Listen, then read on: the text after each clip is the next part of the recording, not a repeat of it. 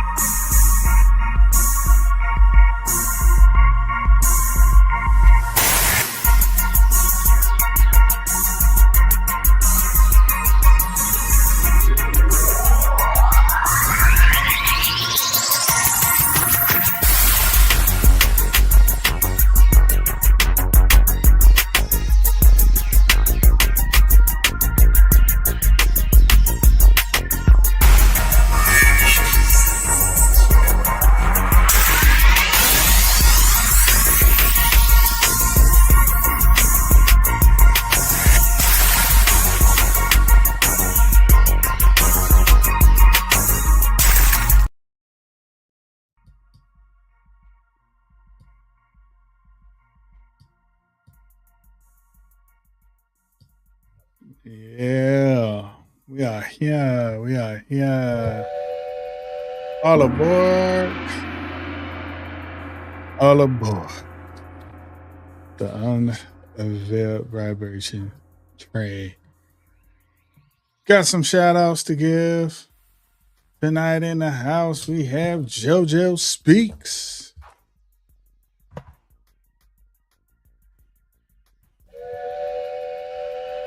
Welcome aboard, my man. Says hey to me. And he also says to you, my viewers, please like, subscribe, and share. Please. It's $3.99. It won't cost you a thing. It'll just take 2 seconds.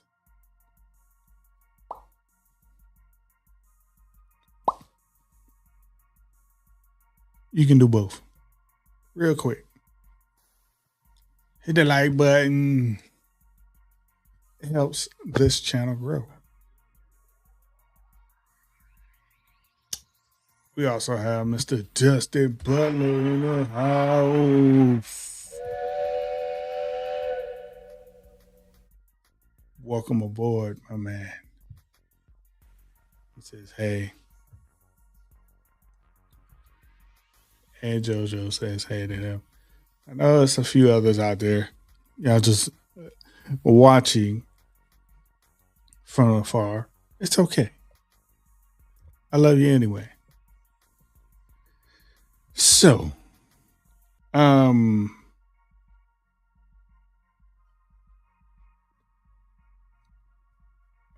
I got a few things I'm going to run through real quick. Tonight,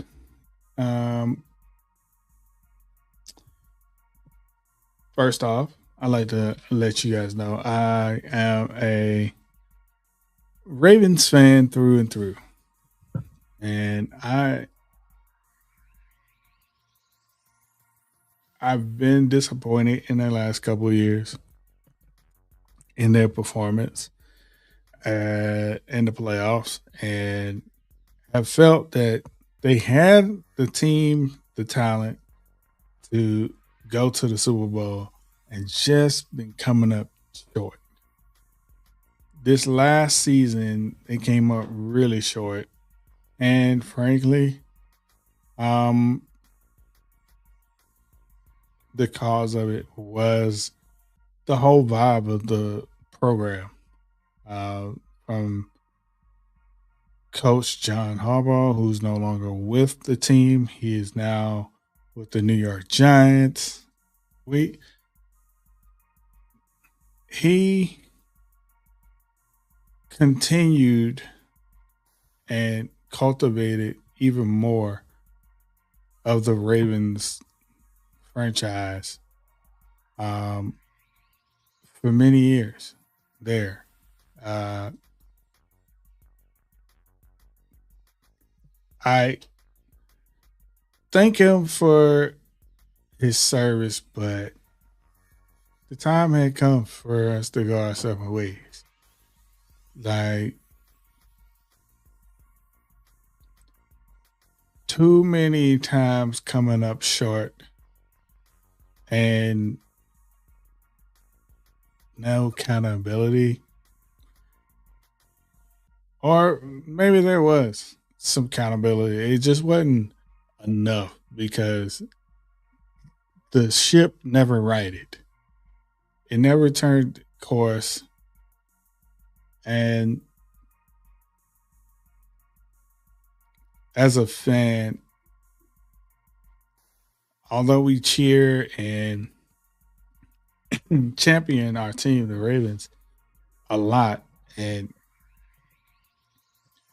remain hopeful even at the end of a disappointing season.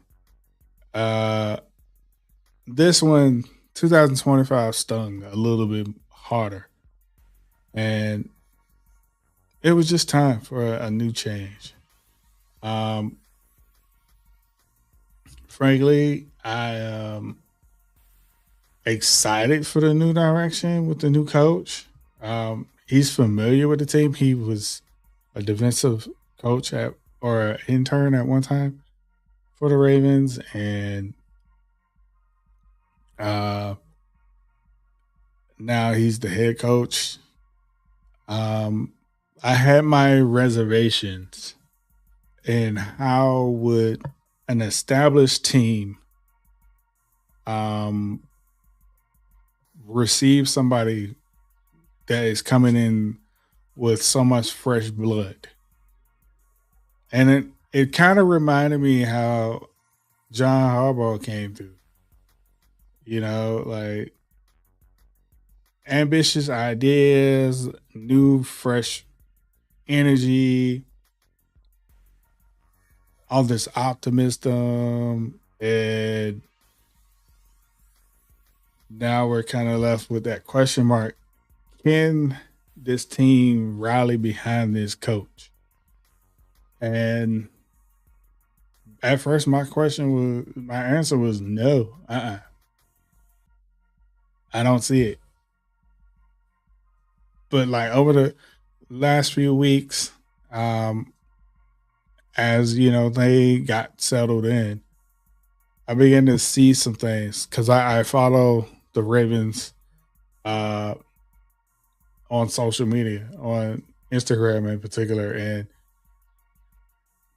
just hearing how things are starting to change up there in Baltimore. I'm a little excited, and one of the biggest changes I'm going to be talking about tonight. But we currently are on the heels of the 2026 NFL draft.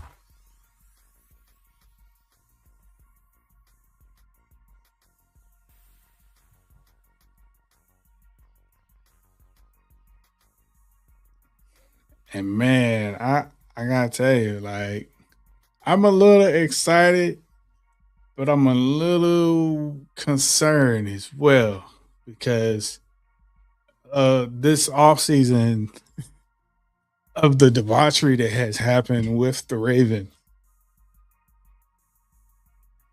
They had some off-season trades that piqued my curiosity and definitely felt like, okay, they might do something different this time. And then that trade didn't go through. And then they went in a whole nother direction after that. And I was just like, I don't know, man. Ravens, I don't know what y'all got going on. I just don't want to get high hopes for a disappointing season again. Let me not have my high hopes. And if I'm disappointed, I'm just disappointed. Thank you, man. Thank you. JoJo Speed says, love the sports talk. I'm excited to do some sports talk. I don't really follow things as close as I once did, but I kind of keep my eye on a few things. And with the NFL draft coming up tomorrow, man, I am curious of who's gonna go where, and I'm extra curious of who's going to fill these slots for the Baltimore Ravens. I actually had the unction to go and look up where the Baltimore Ravens are going to be falling as far as the draft pick goes per round.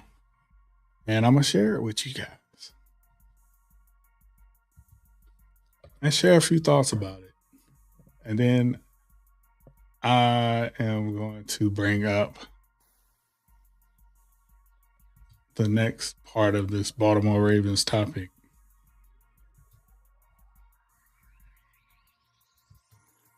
So, tomorrow night, the draft starts at like 8, I think it was. Correct me, bro, if I'm wrong. I could have sworn the draft starts earlier than that, but my gosh.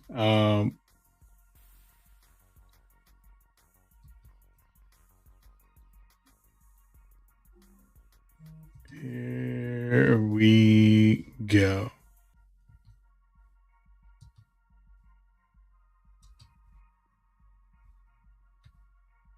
Bam! There it is.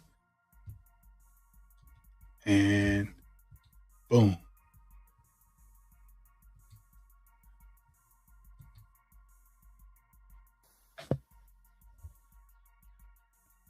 Obviously, there's nothing up there that y'all can see right now, but no worries. I plan to embiggen it.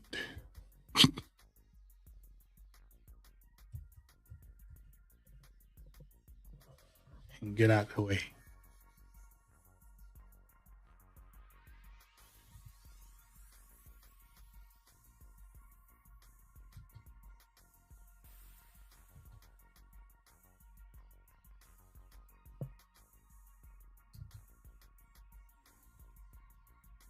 There we go. I know that's better. This will be even better for some of you guys. So according to NFL.com, the NFL draft for the Baltimore Ravens rounds shall go as follows. Round 1, they're supposed to have the 14th pick. Round 2, they're supposed to have the 13th pick. Round 3, the 16th. Round 4, the 15th. Round 5, the 14th. Round 6, it looked like they had swapped with another team to get the 22nd.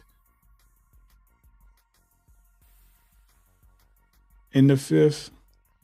And then they also have the 33rd and 34th.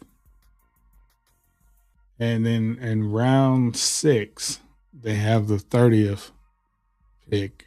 And then in round 7, they have 34 and 37. Whew. It's going to be a long couple of days of picking. Currently, the Baltimore Ravens need a quarterback, a safety, a defensive tackle, an offensive guard, and a wide receiver.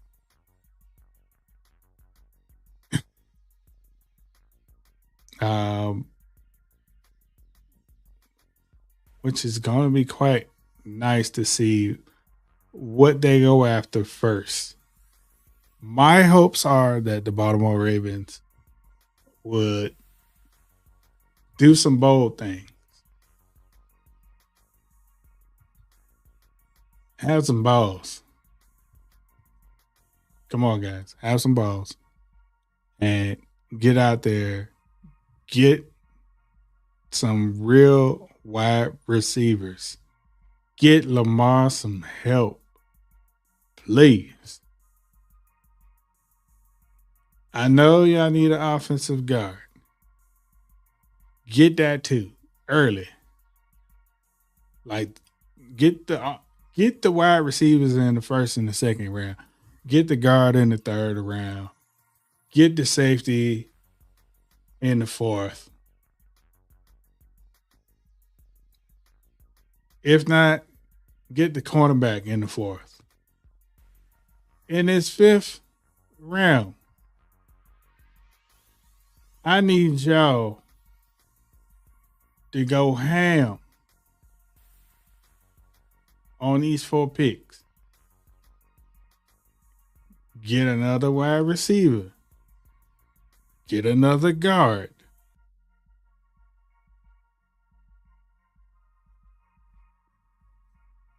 Let's get a linebacker in there.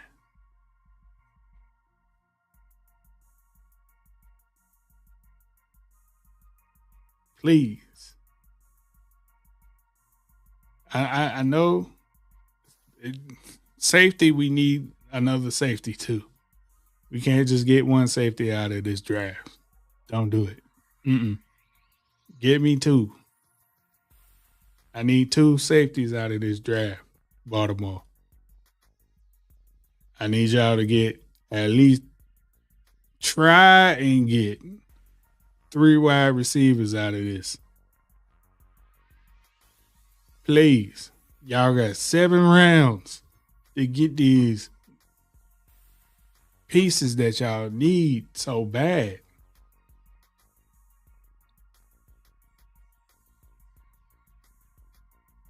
I'm pretty sure y'all gonna try to snag a running back from somewhere in this.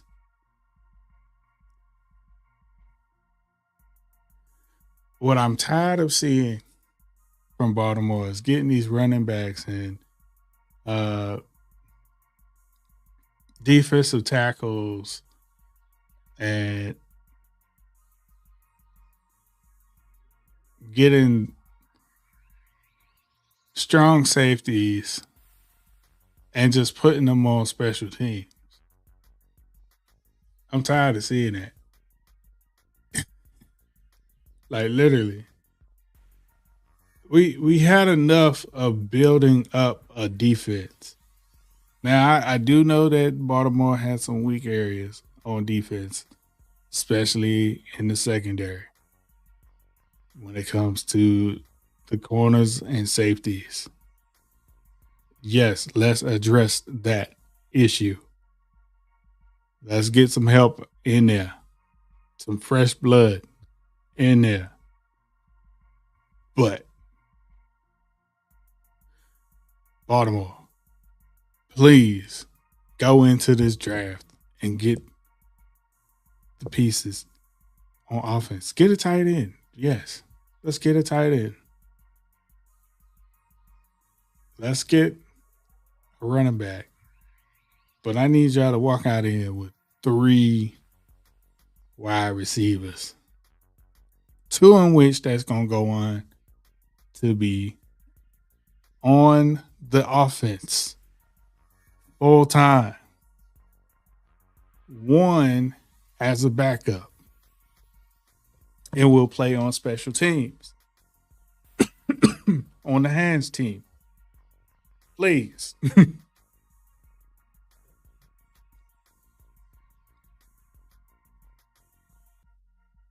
That's my take on this draft for Baltimore. Now, I can care less what everybody else is doing.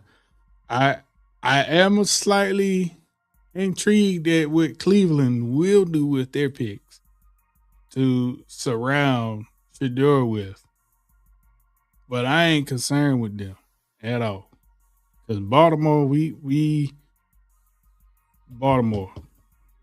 As a fan, I've been watching y'all for many years.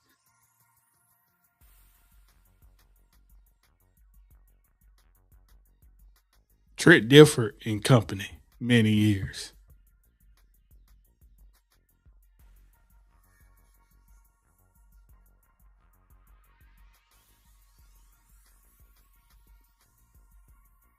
Let's do this season, 2026, right. Let's do it right. All right now, let's do it, Baltimore. I know it. I believe in you. I believe you guys are going to have a nice draft class. I believe it. And y'all, this next thing got me. It gave me chills. Next case I got to bring up to you. Baltimore recently, and I'm so excited to show this to y'all. Baltimore decided that they were going to change directions altogether with a new look. And I'm going to share this with y'all.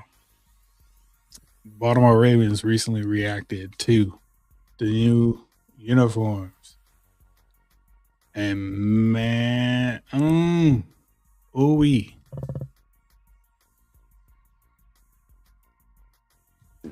The helmet's crazy. Oh, I didn't even see that. Oh my God. Ooh, the mat. I didn't even see the mat. Oh, I didn't even peek that with the black helmet. Oh, I didn't even see the helmet. Y'all, this helmet right here, this thing right here, this right here, my man. Yo, hold on. I need y'all to look at this. It's the matte black helmet with the glossy logo. New logo, by the way. The blacked out Baltimore Raven with the red eyes. Ooh. Yo. That thing is icy. Ooh, Baltimore, what y'all doing over there, man? You know what? I just noticed that, honestly. Yeah. That's super tough right there. Yeah. Oh, that's nice. That helmet is crazy. When we pulling these out. Oh yeah, this matte helmet's fire. That's tough. That matte black different. Matt, I gotta agree with my man here. That matte black is different. I ain't seen nothing like it yet. Come on through now. Different. Man, that's going to be really special. That's going to be really cool. I think the guys will love these. I think the fans will love these. Those helmets go crazy. A lot of guys will be like, ooh. I'm telling you, to see that with the black uniform. I wish we had something like that. That's iced out. Dang. Not much like a drastic change, but it's like very subtle, which it didn't need much change. The helmet? Looks like Baltimore. By the way, this is Baltimore's new head coach right here. pretty excited for him because I think he's gonna shift the energy and the tempo there in Baltimore. Coming from over there with the San Diego Chargers, man. I think was that where he came from? It was either Rams or the Chargers. I think it was the Chargers. Hang on.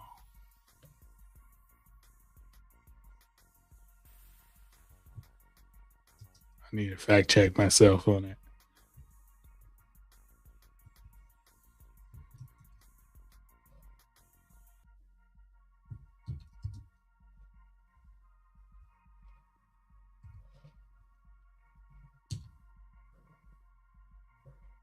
Yeah. It was the Chargers. He came from the Chargers. He used to also be at University of Michigan. Coach Mentor, Jesse Mentor, is going to turn a few heads, I believe, in the AFC North. AFC North.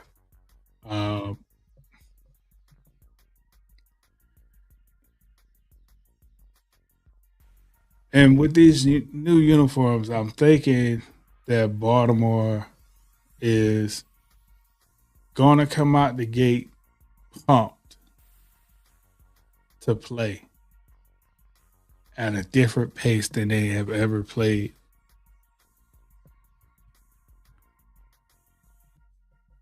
Because that was one of my other complaints about the Baltimore offense over the years. Baltimore offense tempo has been super slow.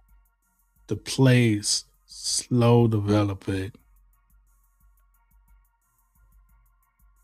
And it just made me nervous to see them play against a fast-paced defense because as soon as Lamar dropped 3 steps, them guys was right there, like at least 5 steps away from sacking him, man.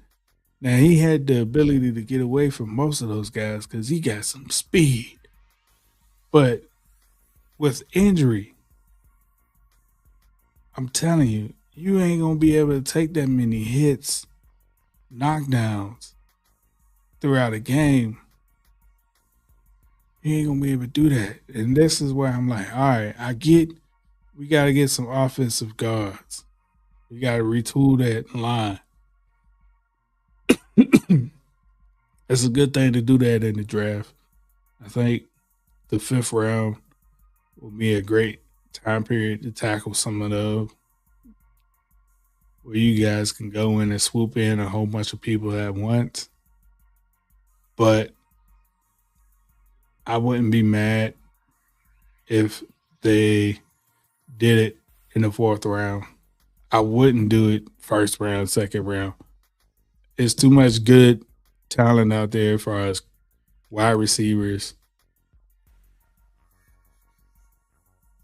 It's too much out there to risk letting them go to a different team, especially if Baltimore, you guys are retooling this offense the way I think you will be. Kind of a new age. It's new age. Yeah, we honor the past. We honor the tradition. Wow. That's amazing. I like how they're like not too different, but like subtle differences. These are the other jerseys for the, I believe these are the away jerseys.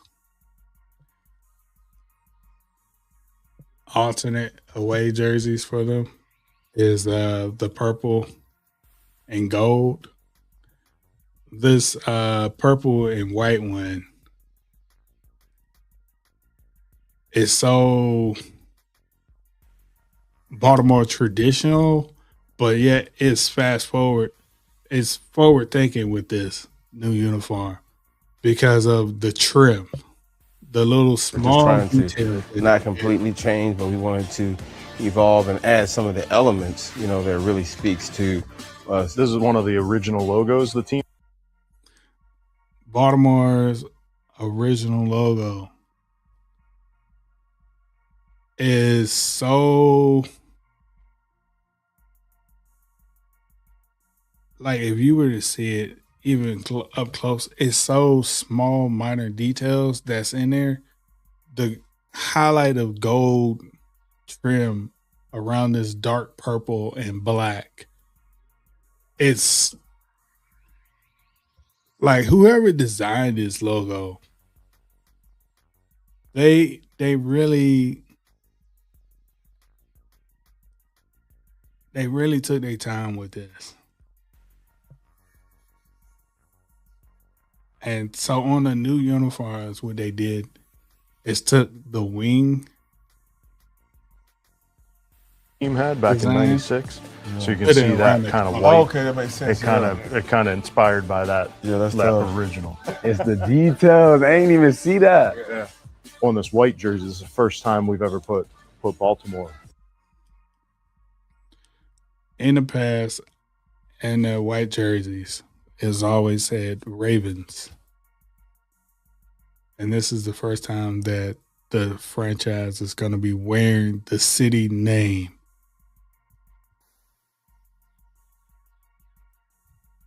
Ain't that so cool? Right here. Yeah, Baltimore. Right, it's always been Ravens. Yeah. No. Yeah. Looks like Baltimore, kind of a new age. And then you notice this iridescent purple. We're going to call it midnight purple because it changes colors. You saw that on the sleeve of the black. What is called iridescent. Yeah.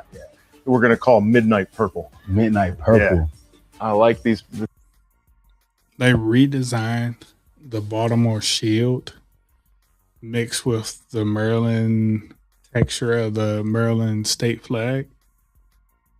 I love this concept that they did, breaking up the different pieces of the flag and incorporating the initials for the Baltimore Ravens in it.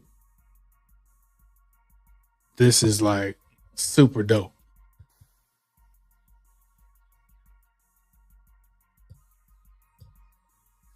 Hey, we got Lady Virgo in the house tonight. Welcome aboard, Lady Virgo. Thanks for having. Thanks for checking in and gluing in with us. What is that? Oh, yeah. JoJo Speak says hello to Lady Virgo, and Lady Virgo says hello to us all. Hello to you, my dear.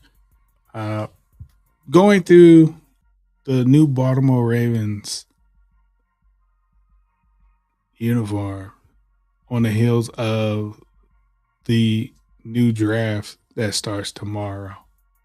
2026 uniforms and 2026 NFL draft tomorrow. I really like this. And then to have this midnight purple, as they're calling,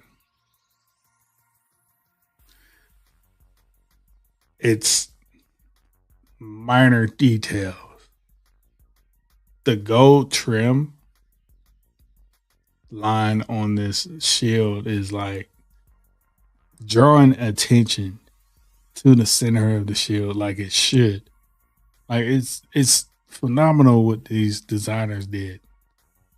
This patch on the side, that's cool. We went with the tonal shield, and this guy. And then on the black version of it, it went with the two tones. I'm like, yo, that's hardcore. The midnight purple built in it. It's going to play really nice at night. It's going to get that reflectiveness to it. with the gold into into there. But again, we made it cleaner, made it more modern. Yeah, I like the shield on the side. Yeah, the shield is really nice. I love these patches too, man. These patches are Nice. pretty sweet. Yeah, it is. Is this different too? The name? Yeah, it used to be purple. On the back of the collar, there's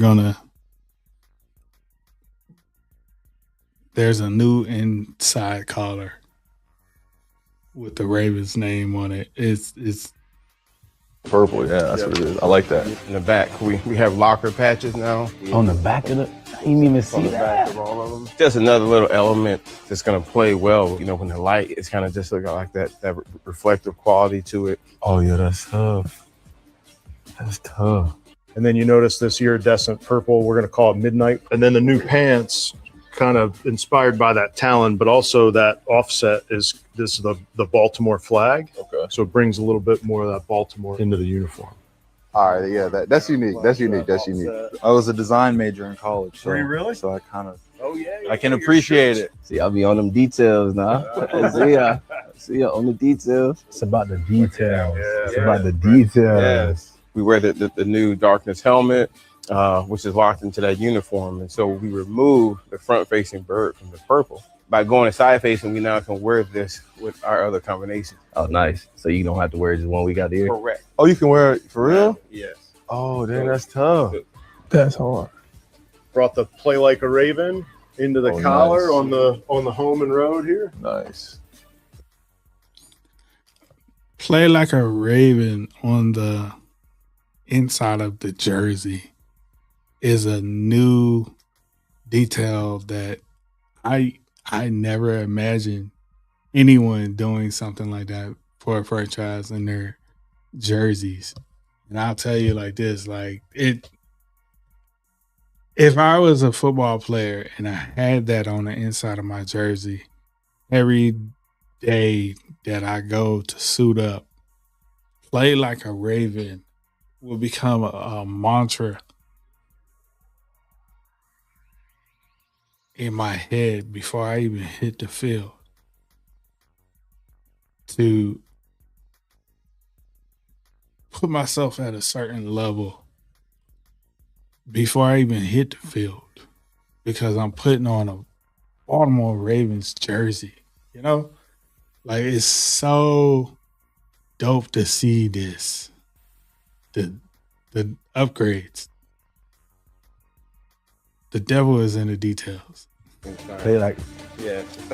So every time you put it on, you're gonna see that. Yeah. And then the new pants kind of. Oh, I see it right here in the back. Yeah, y'all snap. Hey, that's hard. I do love that. That's a really cool detail. Then in the black, we bring in that darkness there and nothing more line from the Raven poem from Edgar Allan Poe. Even more details. Bringing literature into the art, into the entertainment.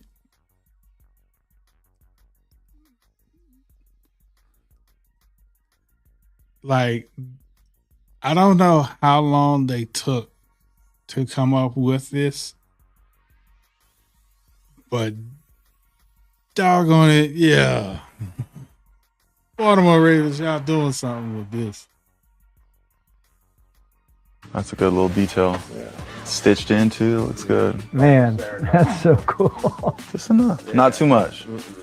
Still clean, but no, that's nice. All about the details. Just trying to like add something new, but not like too much. This is perfect. New, yet again, like it looks like Baltimore, looks like the Ravens. We definitely were old school, and a great thing with this one here elevated us, like especially uniform wise. Pushes us forward. Yeah, pushes us forward, no doubt. Like this is pretty sweet. I was curious as to how far we were going to go, and I'm very pleasantly surprised that we changed, but we didn't change. Good. It was just time for a little bit of an evolution. Yeah, it was time. Oh, I see it right here in the back. That's my favorite part, is that they're not like too, because our jerseys were already really nice. Yeah, correct. Yeah. So they're not too far off.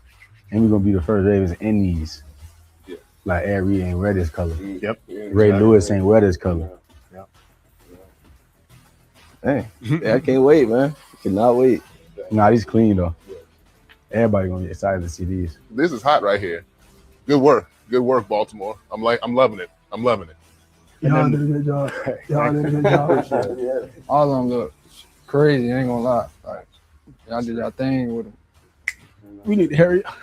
I don't want to rush time, but, and I can't rush time, but I'm looking forward to what I need.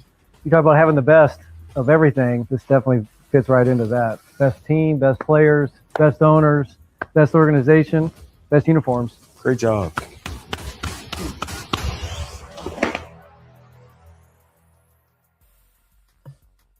Good job, Baltimore Ravens. Design team on the new uniforms. I'm pretty excited, like the team is.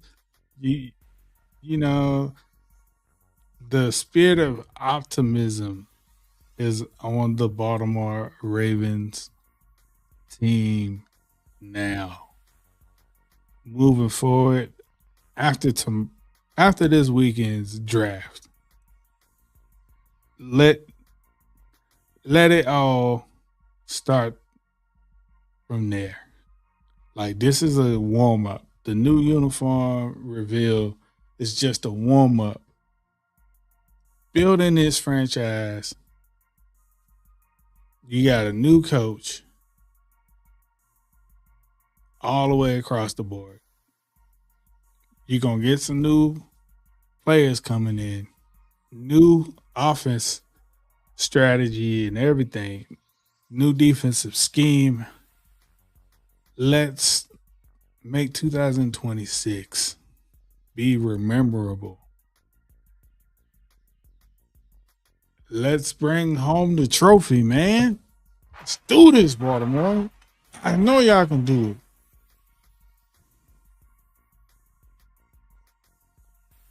Because, like, honestly, the last 2 seasons, I felt Baltimore got in its own way. A lot of it can be attributed to the coaching and the schemes that they were trying to fulfill didn't work. And instead of pivoting, they try to just hammer it down. It was like, it's going to work. It's going to just believe. No. We got to pivot when the plan doesn't work anymore. And that is what I really hope Baltimore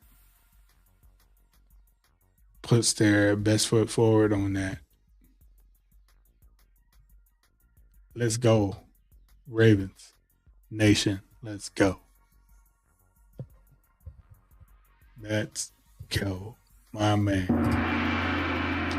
Ooh, here comes the nitty-gritty, man. So, over the last few weeks, there has been a lot of back and forth between the church and politics. And I went through and pulled up a bunch of stuff that I gotta share it because it's a lot. And I'm just I've been trying to soak it all in and just kind of understand and navigate what is going on in the atmosphere between the church and these politicians. And all I can say is it's a hot mess. It's just an absolute hot mess. Recently, Senator Warnock took to the pulpit and had this to say.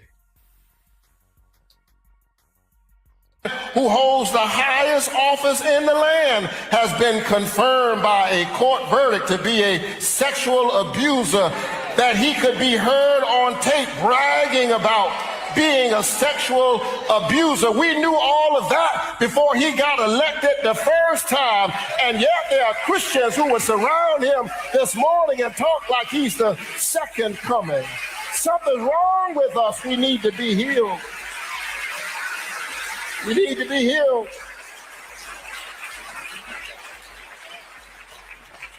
All of the nonsense around the Epstein files a cabal of awfulness and privilege and power with all kinds of nameless victims, and that being played out on both sides of the Atlantic. There are those who are turning this into a political game. This is not about politics. This is about those who suffer and cannot be seen, and their voices are not heard. And I dropped by this morning to tell you that God is not pleased with that. Look, on one aspect of things, we have a senator and minister Warnock talking about what God is not pleased with from the people in the White House. On the other hand, we have the White House. I don't know. I can't even fix my mouth to say what she really is. She's a spiritual advisor, I guess, saying this. Choose things that we think should sound right, should act right according. And they even say about well, he's not presidential. Thank goodness. Yeah. Thank goodness. Yeah. Thank goodness. And I mean that with all due respect, because in other words, he's not a polished politician. In other words, he's authentically, whether people like it or not, has been raised up by God, because God says that he raises up and places all people in places of authority. It is God that raises up a king. It is God that sets one down. And so when you fight against the plan of God, you're fighting against the hand of God. So you have people like Paula White here that believe that the hand of God picked Donald Trump.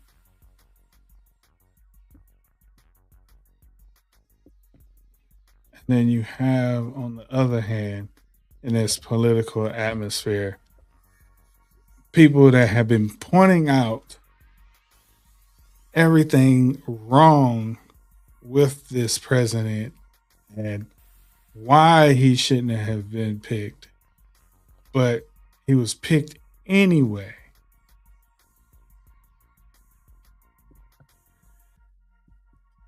In the middle of all of that is us, the ones that are truly having to deal with the ramifications of this political pick. Church aside, let's take the church out of the middle of this. Why did we pick this guy to be our president? What was it about him that made us cast that ballot? That's the overarching question that must be answered, because the answers that we have been getting from people, I don't think they're real answers. I don't accept, well, he's not like any of the other politicians that we have all been exposed to all this time. He's against the status quo of how politics is traditionally done. Well, I like him because he makes me laugh. Because I like him because he tells it like it is, and he says what he wants to, and nobody can do anything about it. Okay.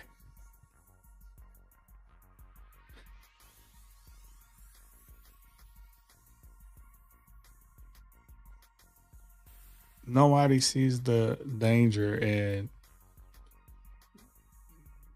having the leader of country act in such a way, speak to people in such a way. Nobody sees anything wrong with that.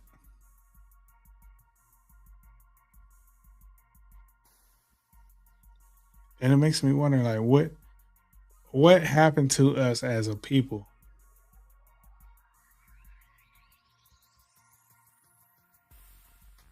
My short answer is we were desensitized along the way. Somewhere along the way,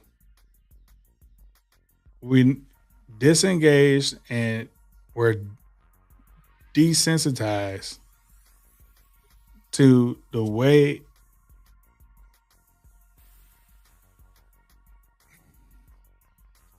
to a higher standard. And I think it's because over the years, the separation between our politicians and us, the people, that wedge has gotten so big, you can fit the Grand Canyon in it.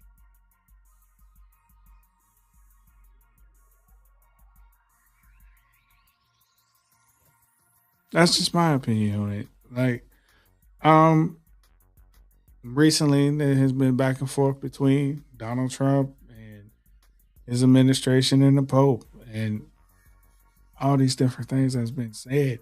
And I'm just like, what are the political colleagues are saying about this? Like, what's coming out? And I got you. I want to show you what's happening on both sides of the aisle. Two sides of the same coin. Two different sides. So here we have Representative Omar and her take on things. Donald Trump's attacks on the Pope, and not just Donald Trump, but also Pete Hegseth and some of these other administration officials who have been coming out to attack the Pope as somehow not apt as a spiritual leader. Yeah, I mean, how deranged do you have to be upset with the Pope for preaching about peace and love in the spirit of Jesus Christ? And so it is telling that these people that say that they're people of faith, that they are far from being people of faith and far from practicing Christianity and having respect for the Bible and religious leaders. So, Congressman, what do you make of Donald Trump's attacks on the Pope, and not just Donald Trump, but also Pete Hegseth and some of these other administration officials who have been coming out to attack the Pope as somehow not apt as a spiritual leader? Listen to this again very closely. Yeah, I mean, how deranged do you have to be upset with the Pope for preaching about peace and love in the spirit of Jesus Christ? And so it is telling that these people that say that they're people of faith, that they are far from being people of faith and far from practicing Christianity and having respect for the Bible and religious leaders. So, Congressman, what do you make?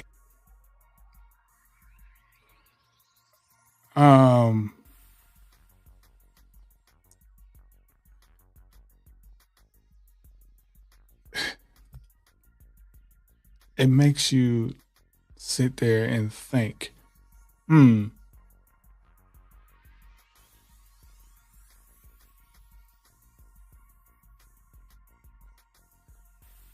what makes them feel so emboldened to do that? I wonder. I really do wonder. Where is this energy coming from? And to look at the polar opposite of this, let me show you where the energy is coming from. Here you have Representative Troy Nails from Texas and his stance on where the Pope is coming from with trying to ask for peace, decorum, compassion, fairness, humanity, humility. Here's his stance. Donald Trump's comments on the Pope over the weekend. I probably say the Pope needs to keep his business into leading his flock, so to speak, leading the church, and probably stay out of the political arena. He doesn't need to be getting involved in the political arena. Go lead your church, but stay out of the politics. Right? We didn't elect the Pope to be the president or be the anything else. So just keep his nose in the church's business and stay out of the political arena. But what if he sees his role as sort of leading his flock away? No, lead his flock. Well, let's focus on just behavior to and everything else. Just focus on your flock. And Donald Trump is our president. It's not the Pope. I didn't elect the Pope to be president. Thank you, Congressman. I want y'all to hear this again. One more time. Reaction to Donald Trump's comments on the Pope over the weekend. I'd probably say the Pope needs to keep his business into leading his flock, so to speak, leading the church, and probably stay out of the political arena. He doesn't need to be getting involved in the political arena. Go lead your church, but stay out of the politics. Right? We didn't elect the Pope to be the president or be the anything else. So just keep his nose in the church's business and stay out of the political arena. But what if he sees his role as sort of leading his flock away? No, lead his flock. Well, let's focus on just behavior to and everything else.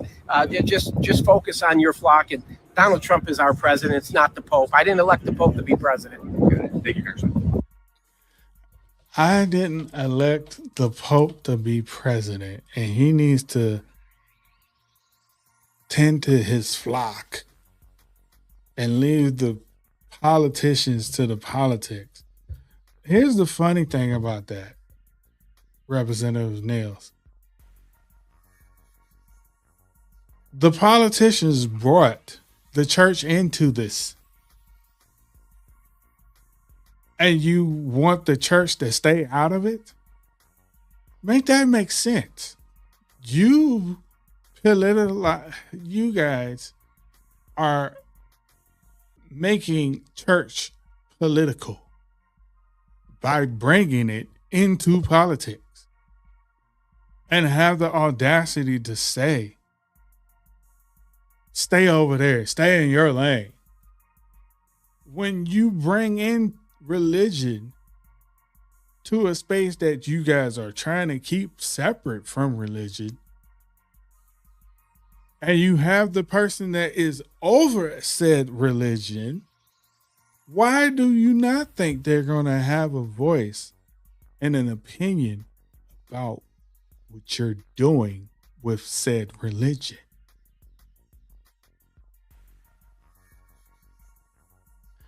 Think of it like this. It might be a little over your head. I'm going to bring it home.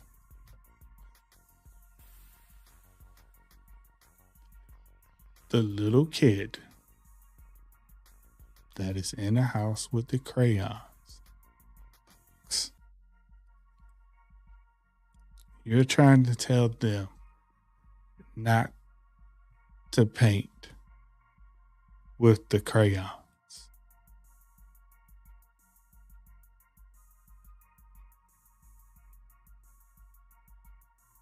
That's what you're trying to say.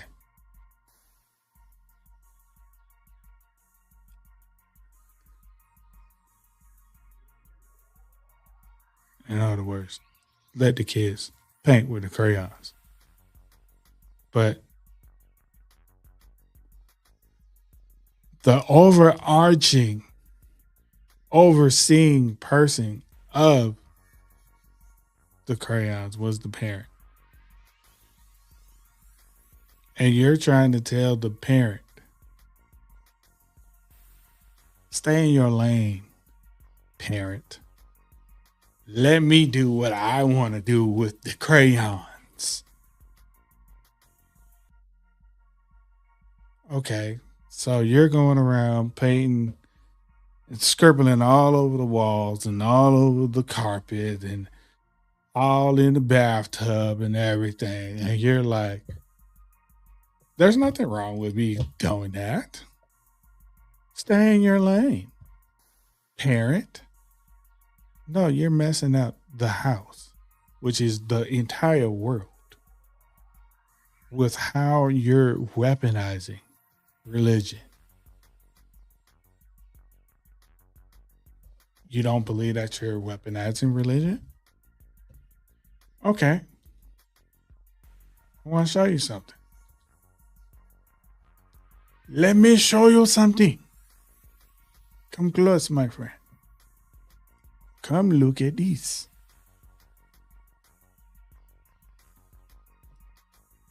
Y'all don't weaponize religion, huh? What you just said there is a weaponization of it in itself. You're trying to tell the person that gave you religion not to govern how you utilize religion.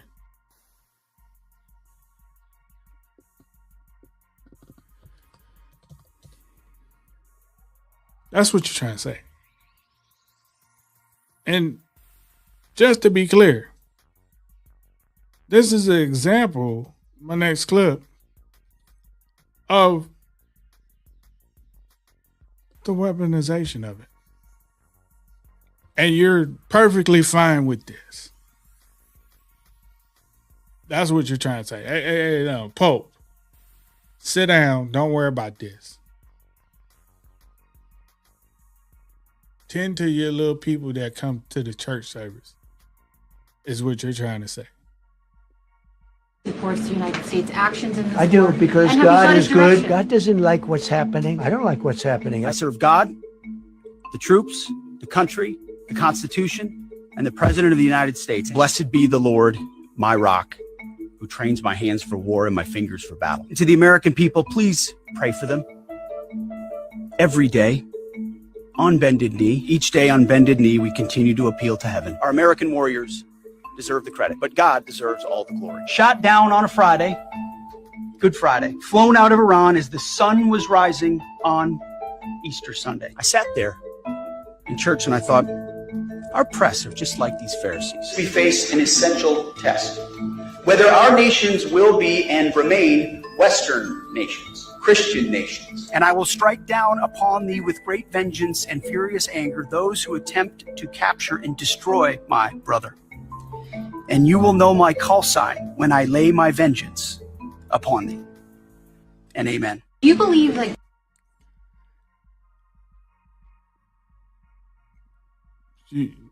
You're perfectly fine with that. Right. That's okay to you.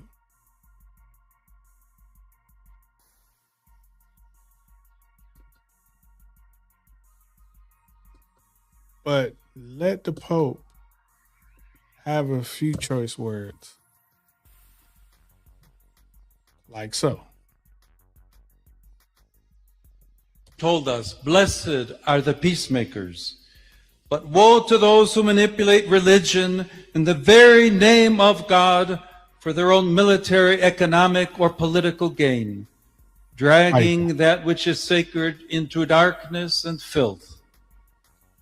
Yes, my dear sisters and brothers, you who hunger and thirst for justice, who are poor, merciful, meek, and pure of heart, you who have wept, you are the light of the world.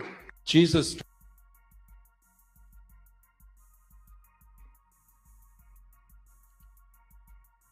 The words of Jesus being said back to you as a rebuttal to what you have said. Troubles you, angers you to say the Pope needs to stand in his lane. He need to not worry about what we got going on and just sit over there and worry about preaching to the church. What?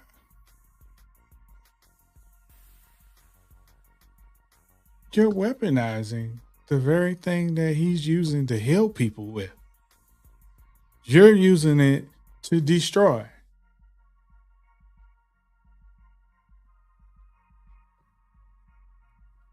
that is anti-Christ-ish. But you're kind of trying to make the Pope out to be the enemy. And why? Why is that? Because he won't support your side of...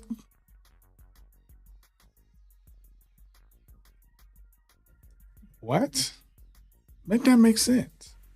You're killing innocent people. The Bible says thou shalt not kill. But you're like, it's just paint to me.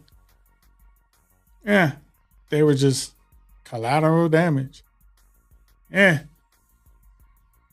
Casualties of war. Right? And then the Pope comes back and says, hey.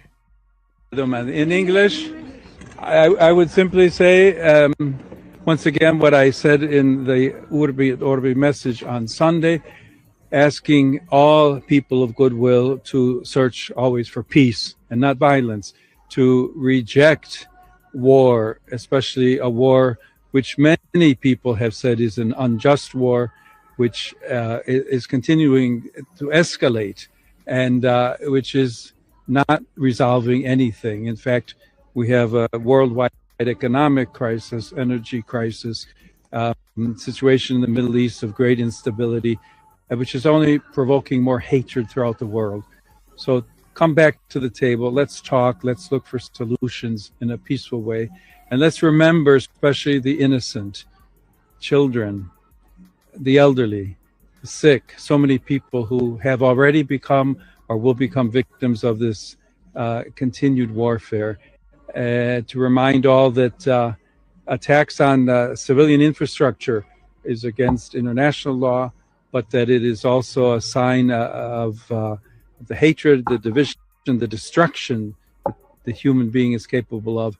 And we all want to work for peace. People want peace.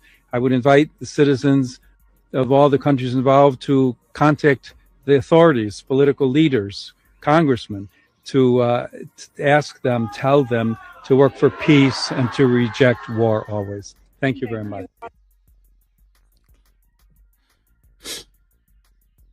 You have somebody asking for peace.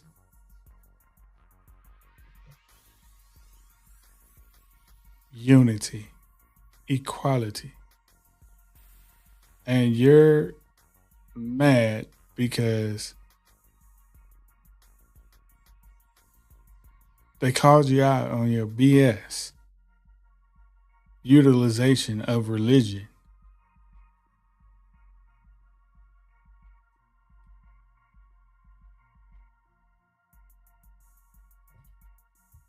My question to everyone that's out there that like, when will you wake up to understand that these people are utilizing religion to pull at your heartstrings?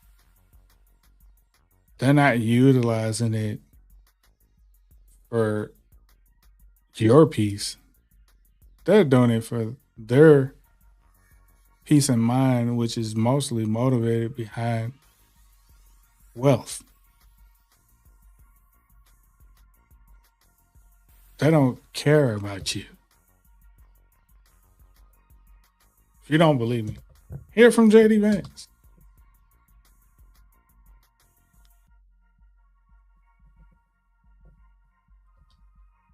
He thought recently, Donald Trump's post of him depicting himself as a quote unquote doctor with the same outfit as a depiction of Jesus healing people. And this is what J.D. Vance had to say. Forth with the church. Well, first of all, Brett, I think the president was posting a joke, and of course he took it down because he recognized that a lot of people weren't understanding his humor in that case. I think the President of the United States likes to mix it up on social media. And I actually think that's one of the good things about this president is that he's not filtered. He doesn't send everything through a communications professional. He actually reaches out directly to the people. You know, when it comes to the disagreements with the Vatican, look, we're going to have disagreements, Brett, from time to time. I think it's a good thing, actually, that the Pope is advocating for the things that he cares about. But we're always going to have disagreements on matters of public policy, or I should say, sometimes we're going to have disagreements on matters of public policy. The Pope has been critical of our immigration policy, but ultimately the immigration policy of the United States is set by Donald Trump. The Pope is going to have disagreements on other issues. We can respect the Pope. We certainly have a good relationship with the Vatican, but we're also going to disagree on substantive questions. What do you think of this back and forth with the church? Well, first of all, Brett, I think the president was posting a joke, and of course he took it down because he recognized that a lot of people weren't understanding his humor in that case. I think the President of the United States likes to mix it up on social media. And I actually think that's one of the good things about this president is that he's not filtered. He doesn't send everything through a communications professional. He actually reaches out directly to the people.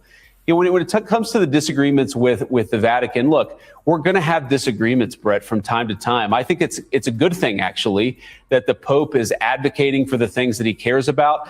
But we're always going to have disagreements on matters of public policy, or I should say, sometimes we're going to have disagreements on matters of public policy. The Pope has been critical of our immigration policy, but ultimately the immigration policy of the United States is set by Donald Trump. The Pope is going to have disagreements on other issues. We can respect the Pope. We certainly have a good relationship with the Vatican, but we're also going to disagree on substantive questions. What do you think of this back and forth with the church? Well, first of all, Brett, I think the president was posting a It's amazing. From time to time. I think that's a totally reasonable thing. It isn't particularly newsworthy. From time to time. I think that's a totally reasonable thing. It isn't particularly newsworthy. From time to time. I think that's a totally reasonable thing. It isn't particularly newsworthy. Did you post that picture of yourself depicted as Jesus Christ? And just think, this is what Donald Trump had to say for himself with this. Well, it wasn't depicted. It was me. I did post it, and I thought it was me as a doctor, and had to do with Red Cross as a Red Cross worker there, which we support. And only the fake news could come up with that one. So I just heard about it, and I said, "How did they come up with that? It's supposed to be me as a doctor." Me as a doctor. You know what's so funny about that? In the 80s and 90s,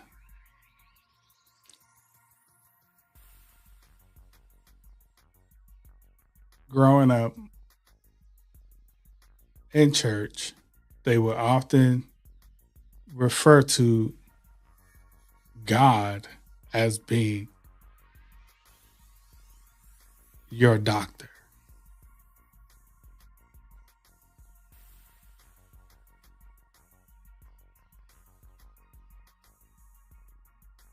Right? He can heal the sick, raise the shut-in,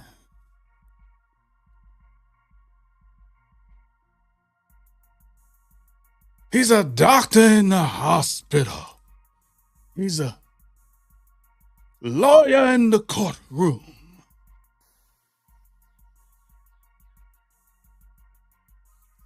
God can be everything you need him to be.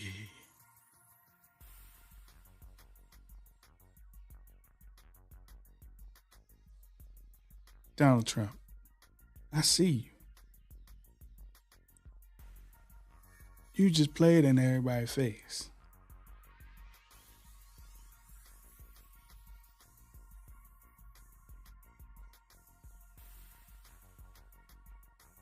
You really did just play in everybody's face. Making people better, and I do make people better. I make people a lot better. As an example, the 11,000, I understand your husband's going through treatment. Yes, sir. Yes, sir. He's He going has through cancer. some very serious cancer treatment, so Yes, sir. this goes a long way. Yes, sir. It sure does. Did you post that picture of yourself? This is the picture of Donald Trump and his interpretation, I am a doctor. Healing the people.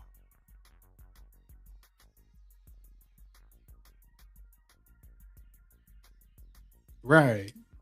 Sure. That's what that is. I'm sure.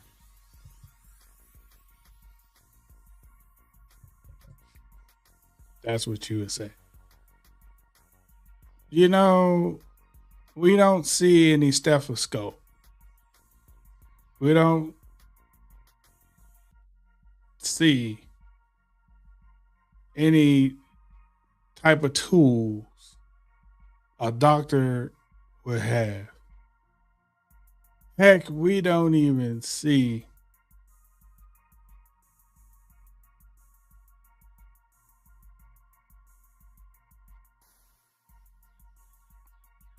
a clipboard in your hand.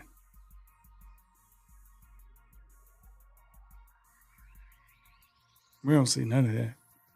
What we do see is your glowing hands with everybody looking up to you, even praying to you.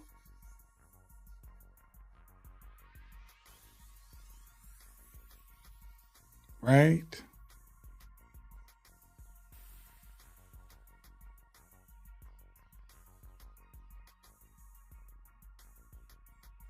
Now,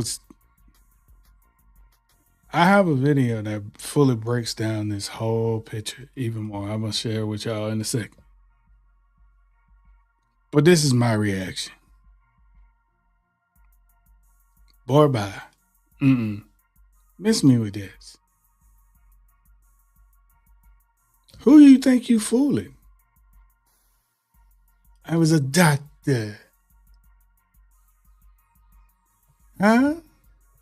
Who do you think you fooling? Shout out to Miss Kim. Is in the place. She said I'm fashionably low.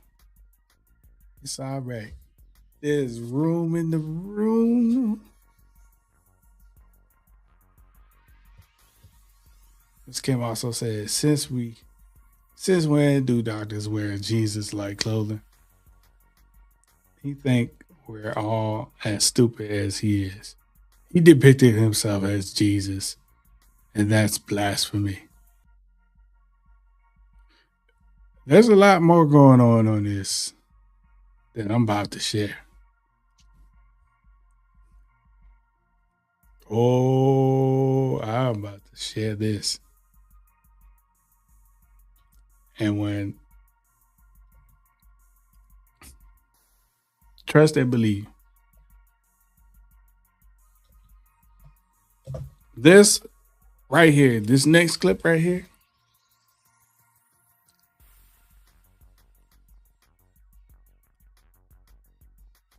mark my words, it's going to make you think.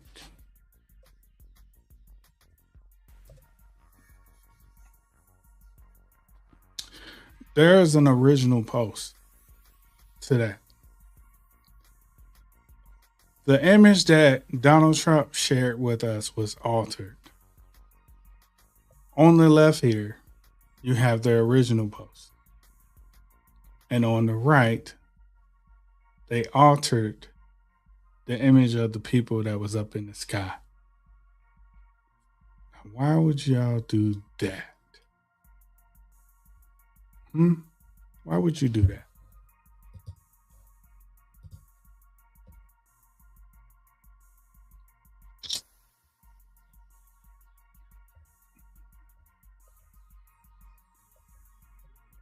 People, believe it or not, these people have an agenda.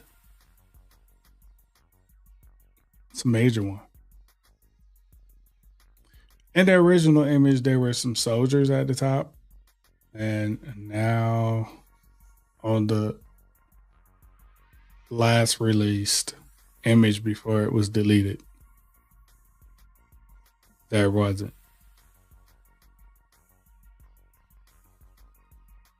Slightly, it wasn't. It was slightly different. I'll let the gentleman explain. Shout out to Dr. Taylor Marshall. Original image did not have that demonic figure. And then before Trump posted it, they used this image. It comes from a book cover, something about a book about worshiping Baal. I don't know all the details, but yeah, that looks demonic and weird above Trump blocking the sun.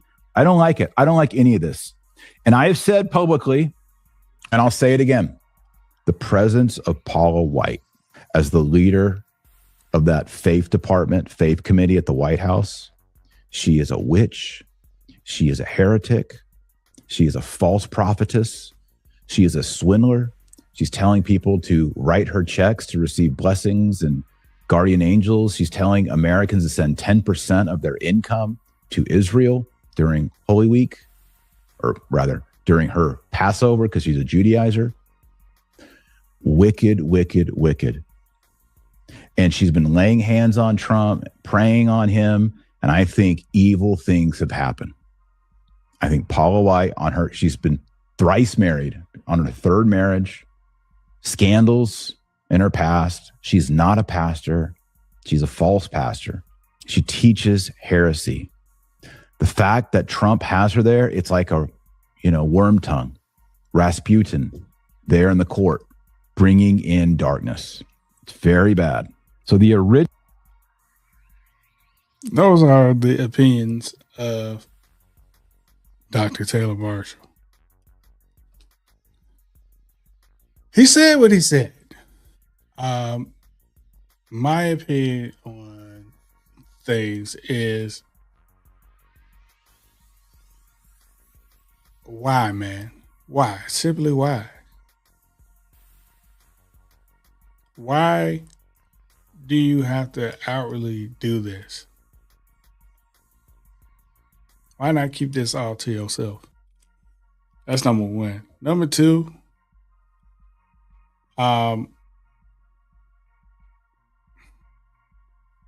let's deep dive down this a little bit. Paula White preying on Donald Trump.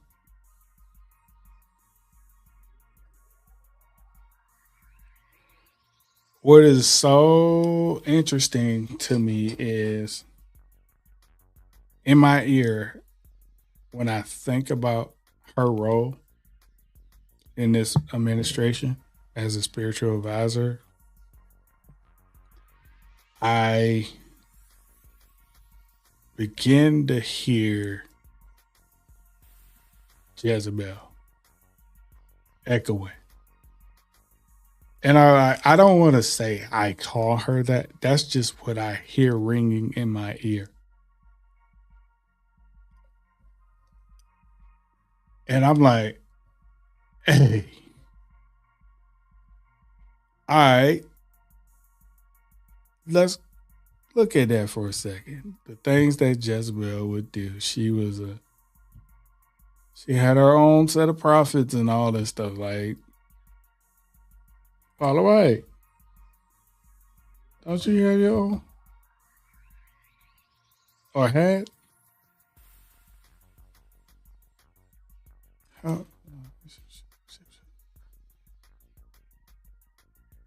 What happened with your husbands? Jezebel, what happened? Oh, okay. Those that know, if you know, you know. When you start going down that list, it just make you be in a state like, well, true. Maybe Tyler Marshall might have some truth behind what he's saying. Those are his thoughts and feelings, though. Maybe it just might be something to it. I don't know. It's worth having a conversation about. Ms. Kemp says it's becoming so difficult to find authentic faith leaders. Absolutely. Yeah. Because My opinion is religion has turned into a way for people to get their comeuppance, to generate wealth and status.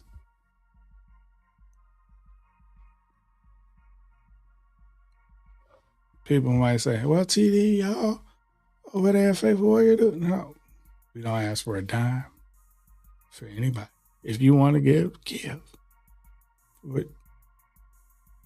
We're not begging for it. We're not telling you what to give. Of course, when we received, it all went back into our platform so we can reach you, the people.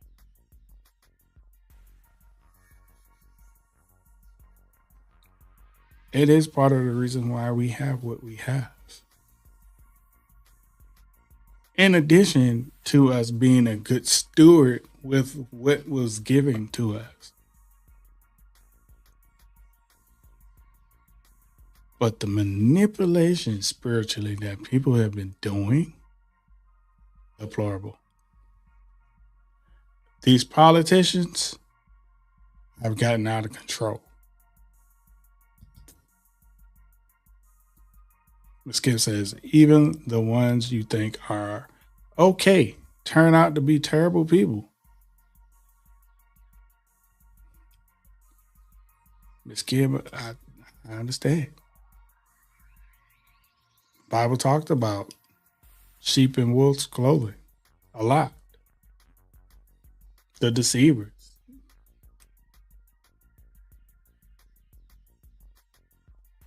They talk about it. It's biblical. All the way through. Out. There is some story of somebody doing some seed of deception in the Bible. It's there.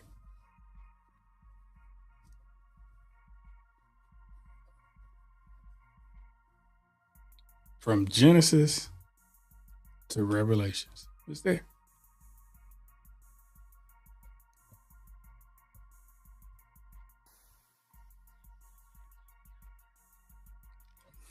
What's so heartbreaking is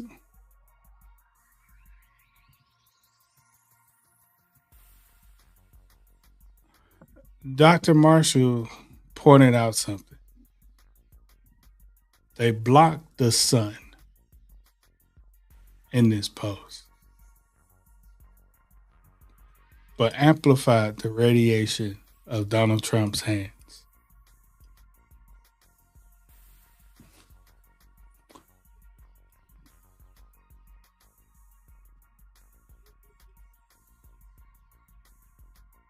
The morning sun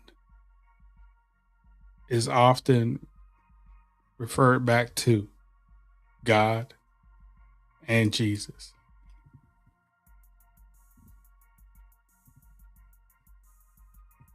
But in this picture,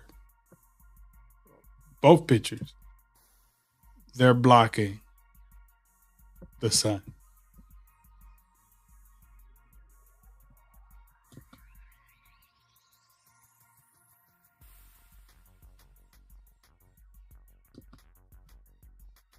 No worries. I got a deep dive for you.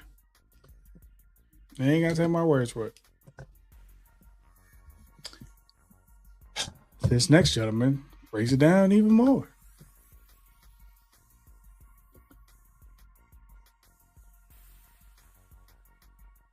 Things get a little creepy and weird.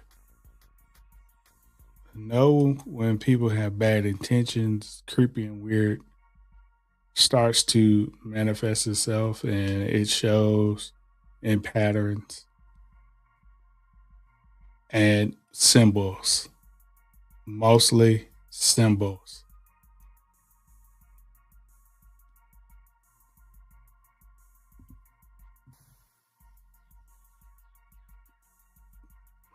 hey, y'all, come look at this.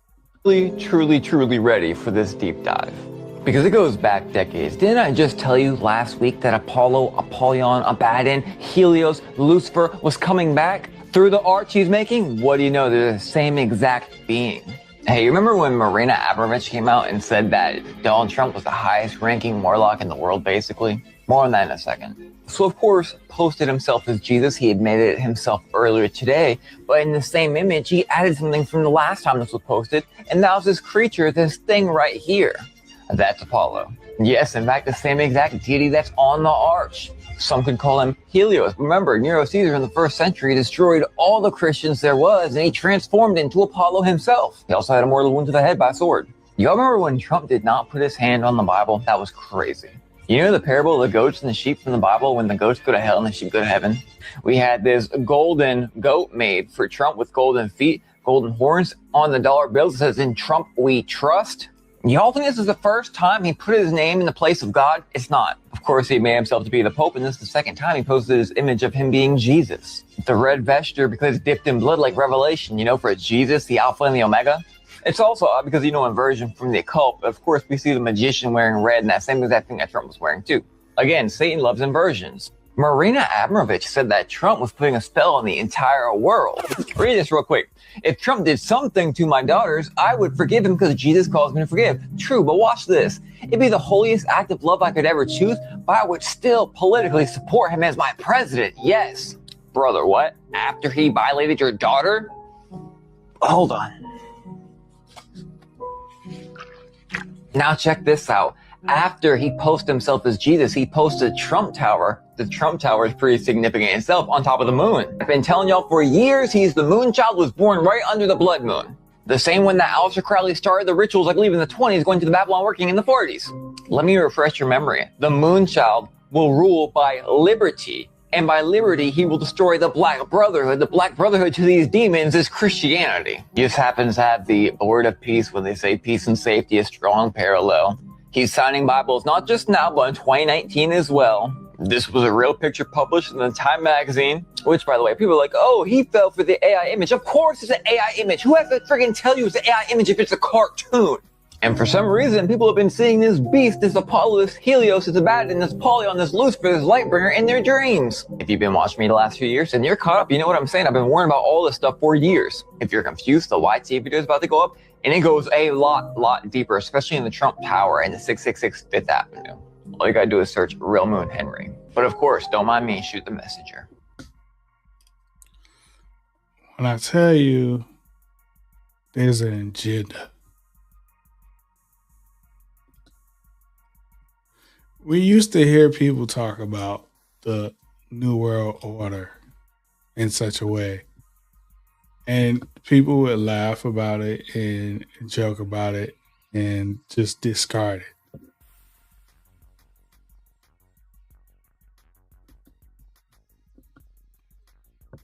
I don't think you guys know how serious this is.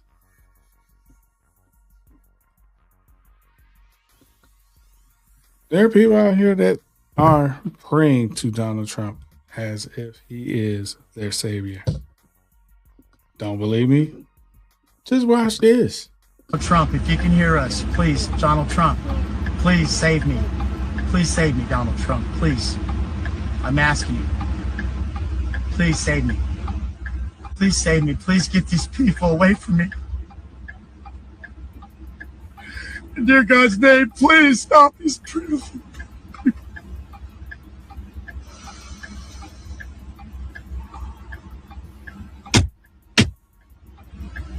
They're breaking.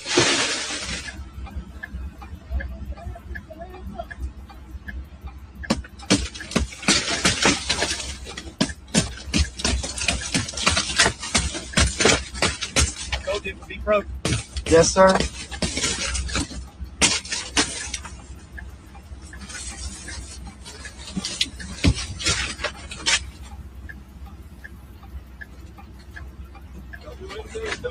I'm not doing anything, sir. I'm a believer in the Lord. I'm the Lord's child. I promise you. Donald Trump. Really? Really?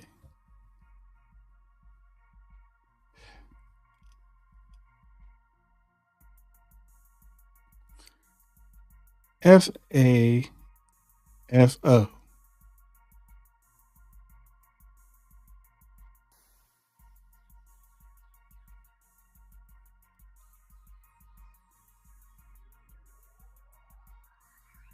And y'all say it's not a cult.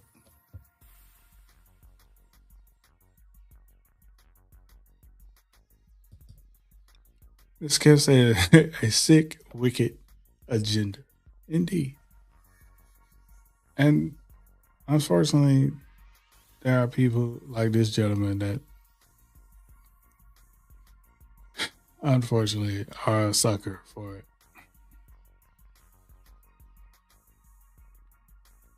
And it's like, why? Like, why?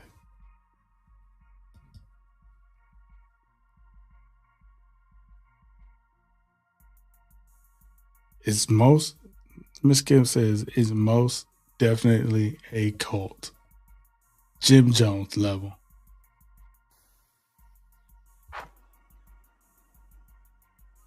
Absolutely. It's crazy. The stuff that is out there. I'm glad there are people out here that can make light of this. This thing definitely got a chuckle out of me. There's the Puppet Trump channel or the Real Puppet Regime on Instagram. Y'all need to go follow them. If you want to laugh at Trump stuff, they got you. China. Hello, Donald. You better stop helping Iran. Okay. Or we're going to do something really big. Okay. New tariffs. Okay. Like 1,000,000% this time. Possibly 2 million. Okay. Okay. Okay, what? I just said okay. What do you mean? Okay, like, okay, you're going to stop doing what I asked you, or okay, like you're not? Yes. You really drive a hard bargain, you know that, Mr. Xi? Could you let some Chinese boats through the Strait of Hormuz? You mean the blockade of the blockade that's meant to open the strait by closing it? Yes. All right, forget the tariffs and we'll do the boats, but you got to give me something very big next time I see you. What's that? A hug? No. No? A big hug. A big fat one. Done. Ha! Still got it.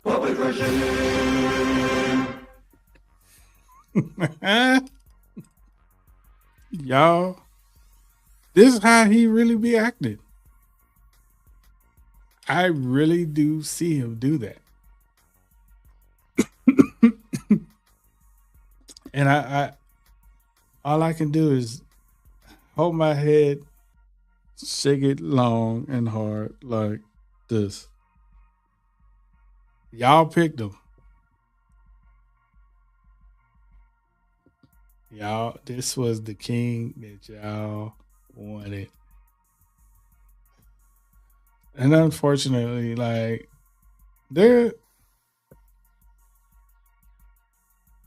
a gentleman out there posted his theory of, I don't even know if I really want to share this, but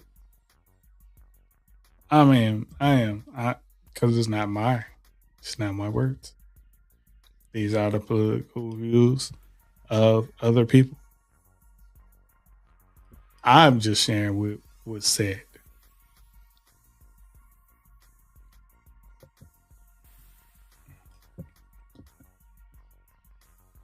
There's this theory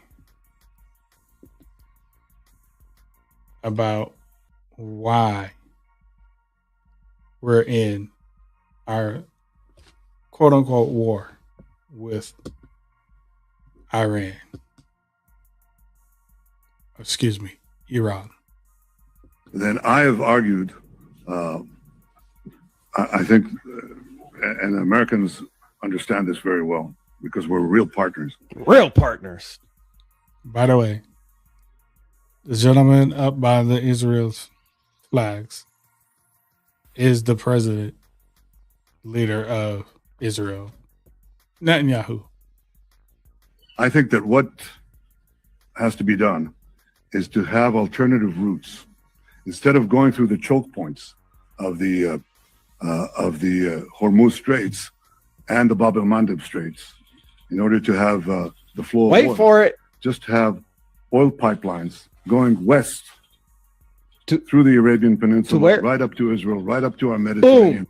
There you have it. The real objective of all of this was to intentionally, they knew that starting a war with Iran would cause a shutdown of both the Bab el-Mandeb Straits, which is what the Houthis can affect in the Red Sea, and then the Strait of Hormuz, which Iran has effectively shut down. They knew that was going to happen because their long-term goal has always been to make the Muslim countries in the Arab states, the Gulf Arab states, force them to have to route all of their oil exports through Israel. Therefore, Israel can now control up to 40% of the world's petroleum. And that amount of control would absolutely make them a superpower. And that's exactly what they want. And this is why I say,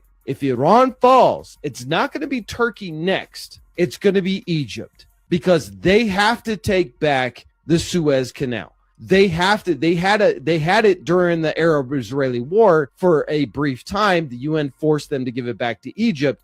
They've always wanted that back, because if they can control the Suez Canal and take that away from Egypt, and they can force all the Gulf states to run all their oil through Israel, Israel controls the world. And that's their ultimate objective. That's the objective of this war. Once we achieve.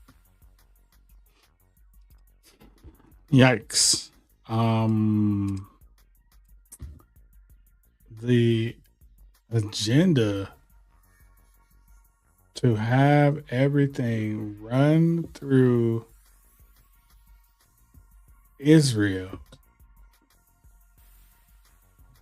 Oh my, oh my.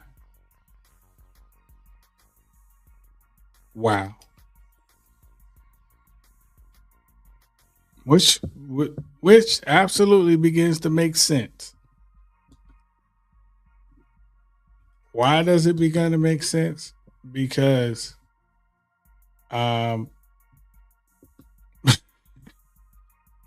unfortunately, these people have a sick, twisted fantasy and fetish with money. That's all there is. That's what it boils down to be. It's all about the money. You're like, TD, what do you mean it's all about the money? Yeah, it's always been all about the money. What you mean? In the chat tonight, I am dropping a link for you guys to come live with me. Hopefully our friend is still here with us. We got a story to talk about.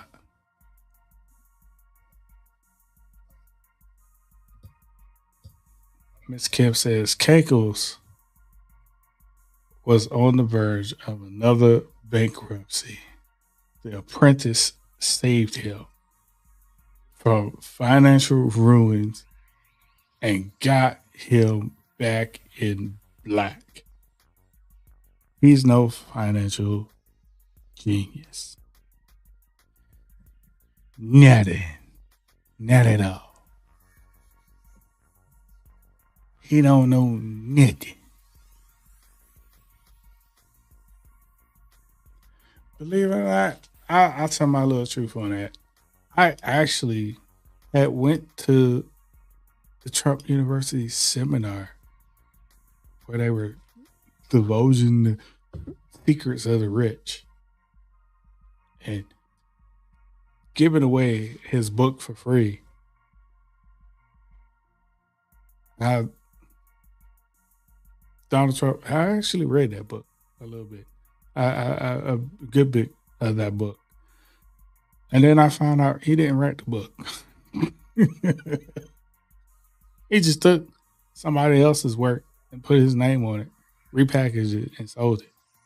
And then the whole program for the Trump University turned out to be one of the greatest scams that he ever committed on everybody, trying to get everybody into the real estate industry and messed a lot of people's lives up with them investing into his program, man. It oh boy. The number one scammer. The number one scammer. Yeah. Ladies and gentlemen, I bring to the stage my friend, compadre, Mr. Justin Butler. Hi, Tyrone. What's happening, man? How you doing tonight? It's been a really emotional couple of last 24, 48 hours. Mm-hmm. Oh man. Yeah. What's happening, man? You I'm pretty sure you got my message. I'm just, it's when I got the message that Tim Cook is stepping down from Apple. Yes. Those that don't know what we're talking about now, Tim Cook from Apple, the CEO, the one that took over after Steve Jobs to take Apple into the next wave of history. He's stepping down. I said, wait a minute, man. Wait a minute. What is going on here? What do you mean? I have inside information about this transition, but I do want to say that Tim Cook will be missed. I had the opportunity to work beside him. I'm still on the board. Oh wow! I've been on the board since I've been on their board since 2020. Yo, that's what's up. And I was part of this. I was part of this announcement. I voted for John Turnus to become the next CEO because I do believe that he would be the best fit for Apple in the next years to come. But it does hurt me to say that he's stepping down, and it really brings a lot of emotion to me tonight, as you can tell, Tyrone. Mm-hmm. Mm-hmm. It really does, because I have known him I'm a big part of Apple Inc. I have everything that I have owned of Apple, and that will be continuing. And I will be continuing to be a member of the board over when he takes CEO, because I think that he will do the company the best company. I don't think we've seen the best of Apple. No, I don't think we have. We don't think we've seen the best of Apple, but I think it will get better as his new leadership takes over. But I do think that I know Tim Cook will be missed. I know he will be missed by a lot of people that work beside him, and the people that will continue to work beside him. He's stepping down, but that doesn't mean that we can't have the conversation here right now, because I think that he deserves to be. I think that he deserves to retire. He's been there since 2011. He's been there for a very long time. The day that he asked me to be join of the board, and it's not public, but I'll just say it here. The day that he joined the board, that I was asked to join the board, he reached out to me on Twitter. Nice. because he's seen my story. Yeah, yeah. He knows a lot about my situation. But you know, we've gotten very close. And when I started to be one of his board members. But you know, it's very hard to hear it. It's very hard to see it. It's very hard. You know, I'm so excited for John Turnus in the future of Apple Inc. But it still doesn't make it any easier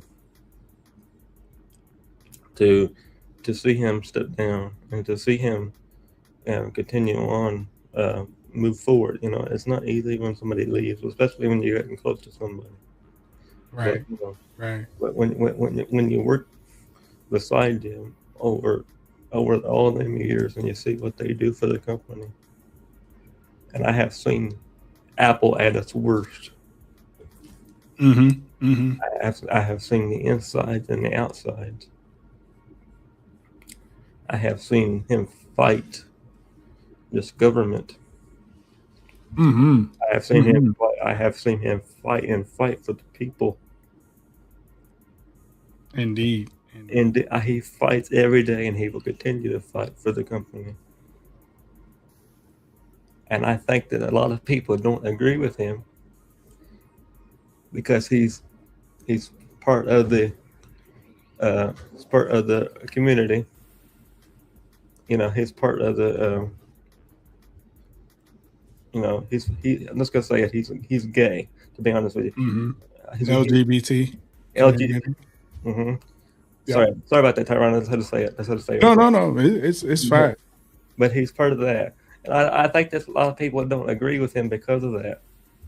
Mm-hmm. But I don't look at it that way. I look at him as a person. Right. It doesn't matter. It doesn't matter to me. It doesn't matter to me. It really doesn't. You're a person. You have a life. It doesn't matter. You choose the way you want to live your life. Right. Right. I choose the way I want to live my life. I choose Tyrone to decide the way he wants to live his life. So why should he be judged for that? I think Tim Cook was judged for the way he chose to live his life, and I think I think the people inside when he took over as Apple CEO, I think that they didn't realize what they were going to see for the next several years. But they don't. He applied it. He continued on with it. Yes, I do believe Apple's going to change. Yeah, stuff is going to change since the new CEOs took over.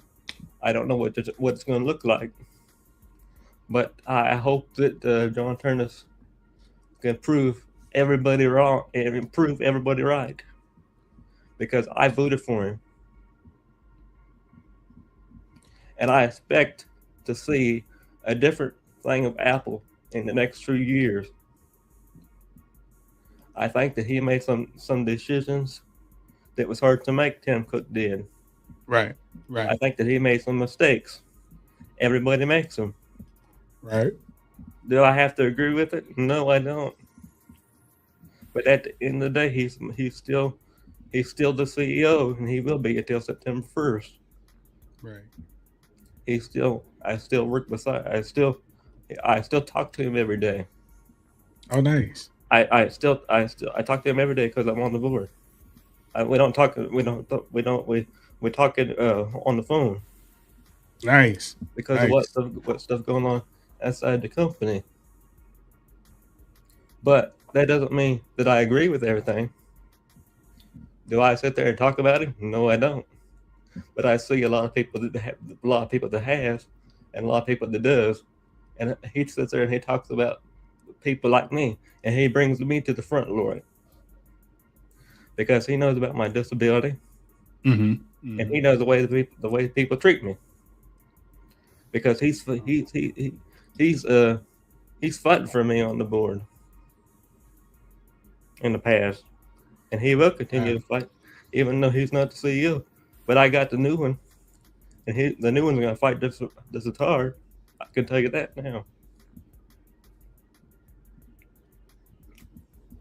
But I'm saying I'll let Tyrone say what he's got to say after this. But I'm saying to say that you're gonna be missed, and Apple's not gonna be the same. But we'll see what's going to change. Because I'm interested to see what Apple has in the future. But that doesn't mean we can't sit here and talk about Tim Cook when I feel like he needs to be talked about, because he's been a part of Apple for a very long time, and I think he deserves to be happy whatever he decides to do in the next future endeavors, and whatever he decides to do with Apple, he decides to take the time off, and he deserves to take time off and decide what he wants to do. And whatever he decides to do, Tyrone, I support him in totally.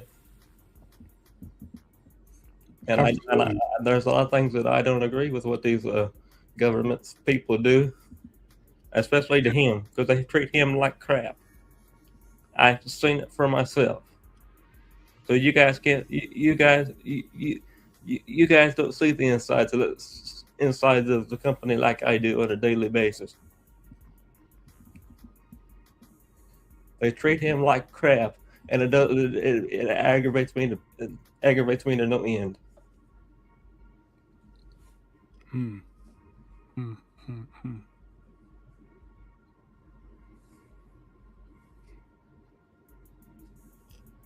Sorry about that, Tyrone. I had to get that off my chest real quick. No, I am happy that you're able to share that with us. Lady Virgo said she agreed, Dustin. Miss Kim said she missed Steve Jobs. She also said, good, Dustin, hanging out with the heavy hitters. I love Apple. I have a little stock with them as well. In regards to what she said about Trump, she said she was echoing with some of the other things, the Trump steak and the Trump cologne. Oh my gosh. I think I remember at a point he was trying to sell some gold bars that were chocolate bars. Man, he was trying to do anything to make $1.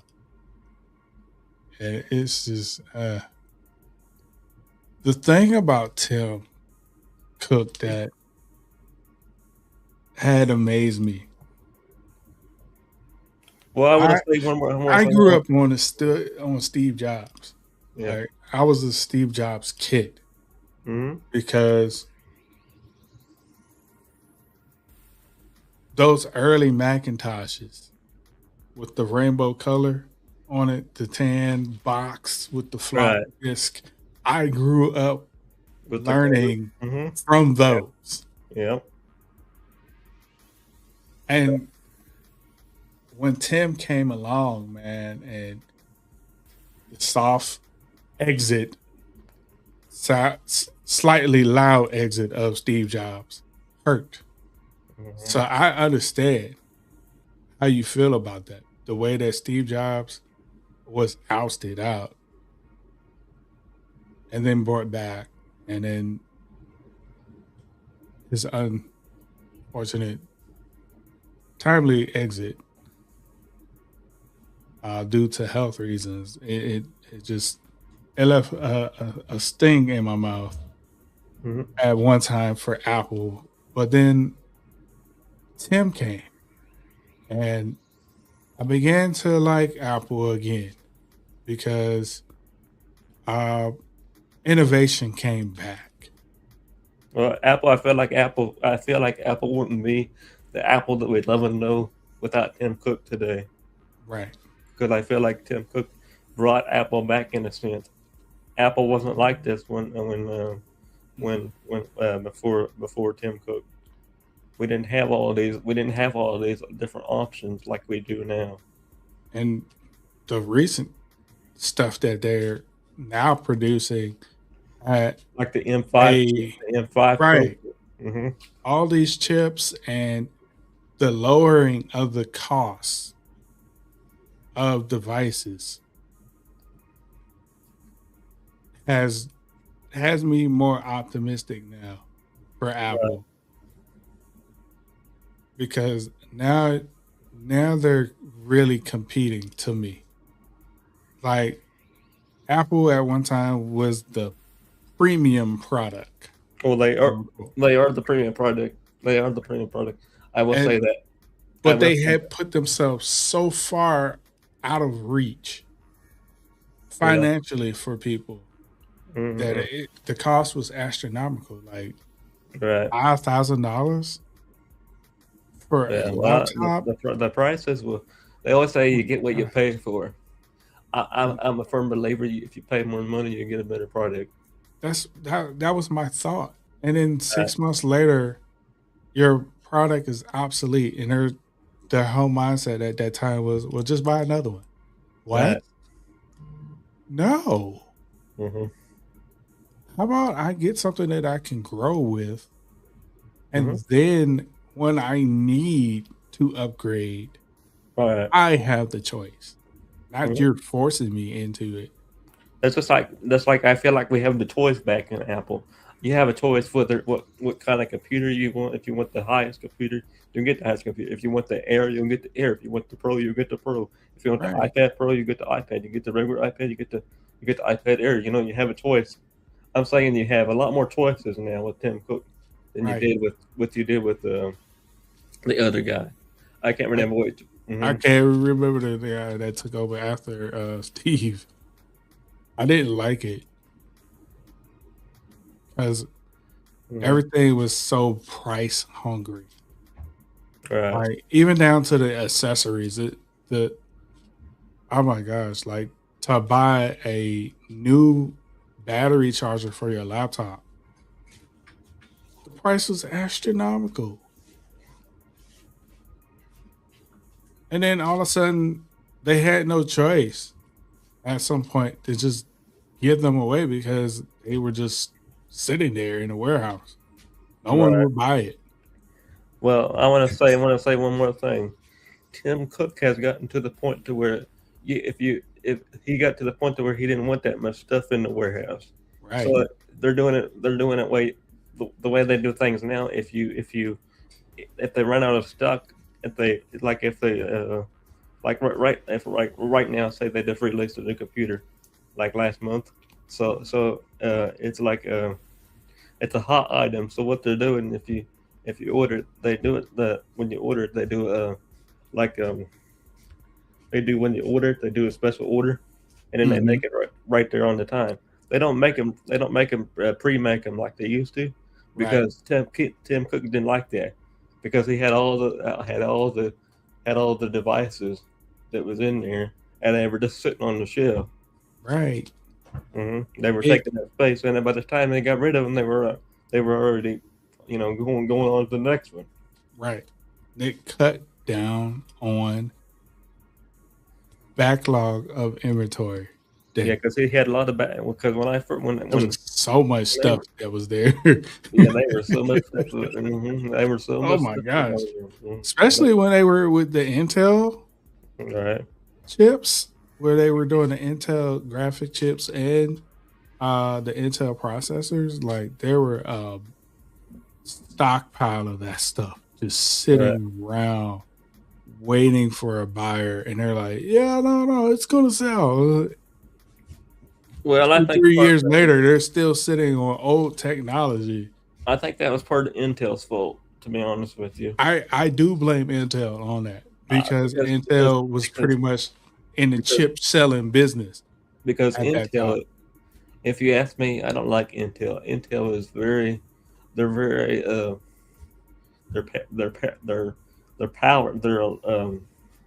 they take a lot of energy. Yes, they do. And they take a lot of speed, and they make your computer hot. And you can't hardly move. Oh my God! The times I will say that because I can publicly say that because Apple gave me the okay to say it. They gave me the okay to say it, and I will say it, that they wasn't worth the crap. because they were breaking down because they were breaking down so hard that they had so many computers that was breaking down.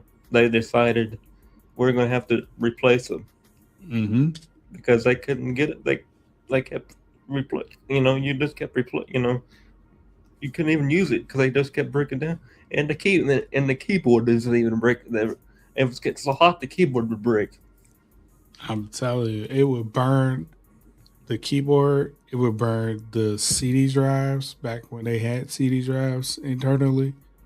It would burn out the screens when they went to the Retina screens because the machine ran so hot from their processing chip. I mean, I couldn't even get on Google Chrome with Intel because it was so slow, and it was just so much. It was just so had so much.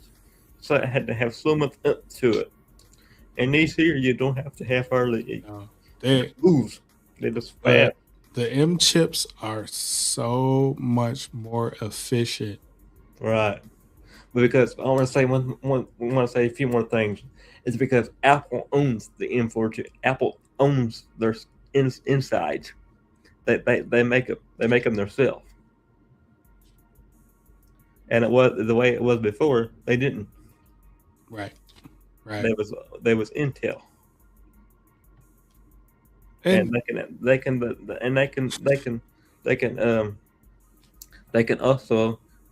can have all the control with the software and everything. So it's a lot faster. But I'm just saying it's an eye-opening situation. It's an eye-opening how fast technology moves. Every day is something different, Tyrone. Every day, not every month, every year, every day. Because you have to keep up with it. Because if you don't keep up with it, then your stuff ain't gonna work right. Right.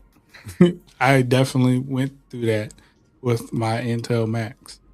At some point, they all shut down because, like, I can still turn it on and do stuff, but like surfing the internet, I can't do anymore because the operating system won't upgrade anymore because it can't handle it.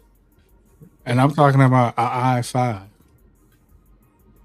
You know, an i5 can't handle getting on the internet anymore. That is crazy. Another thing is that's big is now is AI. It's called Apple Intelligence, but it's AI. But AI is going to be big. It is big, but it's absolutely going to continue to get bigger. And this kind of goes into the other portion of my show tonight, the predictions portion of things. As artificial intelligence begins to be implemented in our daily lives, That's another thing. The reason why he's stepping up as CEO, and I can officially say this, is because he has the power to bring Apple to the next level. Right. Tim Cook does not have the power to bring Apple to the next level. Right. Because he does not. He is an engineer. John Turnus is an engineer. Right. So they need an engineer to lead the company in order to go to the next level. Yeah. Going from design to engineer is the smartest decision. Right. For me. That is one of the smartest decisions. Like, and then the fact that Tim will still kind of be around as an executive chairman. Cool. But that's only for part time. That's only for not for long. That's only he's only going to do it for like a year. Right. He's not going to be there full time, but he ain't going to be there full time. No. It's only a short time. Right. And you know, that's the bittersweet part of it. Like, he can probably leave some of his more precious, ambitious ideas to John and the rest of the crew to carry on things design wise. Because I like what they had recently did with the new MacBooks. Right. And, kind of going back to the candy shelled ones a little bit, but like, with all the different colors and everything, I was like, oh, that's so cool, man. Like, Right. let's keep that going. The variety, Well, to be honest with you, the power Tom, of choice. I would like to see more colors come to the pro lineup. Absolutely, because them only having 2 colors at one time is no, man. Right. No, Yeah. don't do that. Yeah, you can Don't scroll make me down. buy air. Scroll down because there's some other people that taken over as well. But keep scrolling down till you see the other people popping up there. You should see more people popping up there because I seen like 2 people on there. I can send you the other one. Oh yeah, Johnny Cerrugi's taking over. Johnny Cerrugi's Right. going to be there too. Let me see if I can find the other one.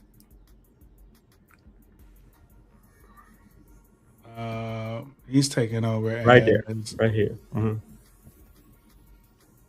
the hardware. Yeah, because he was in the hardware, but since John Turner's taking CES now he's taking hardware. Nice. I'm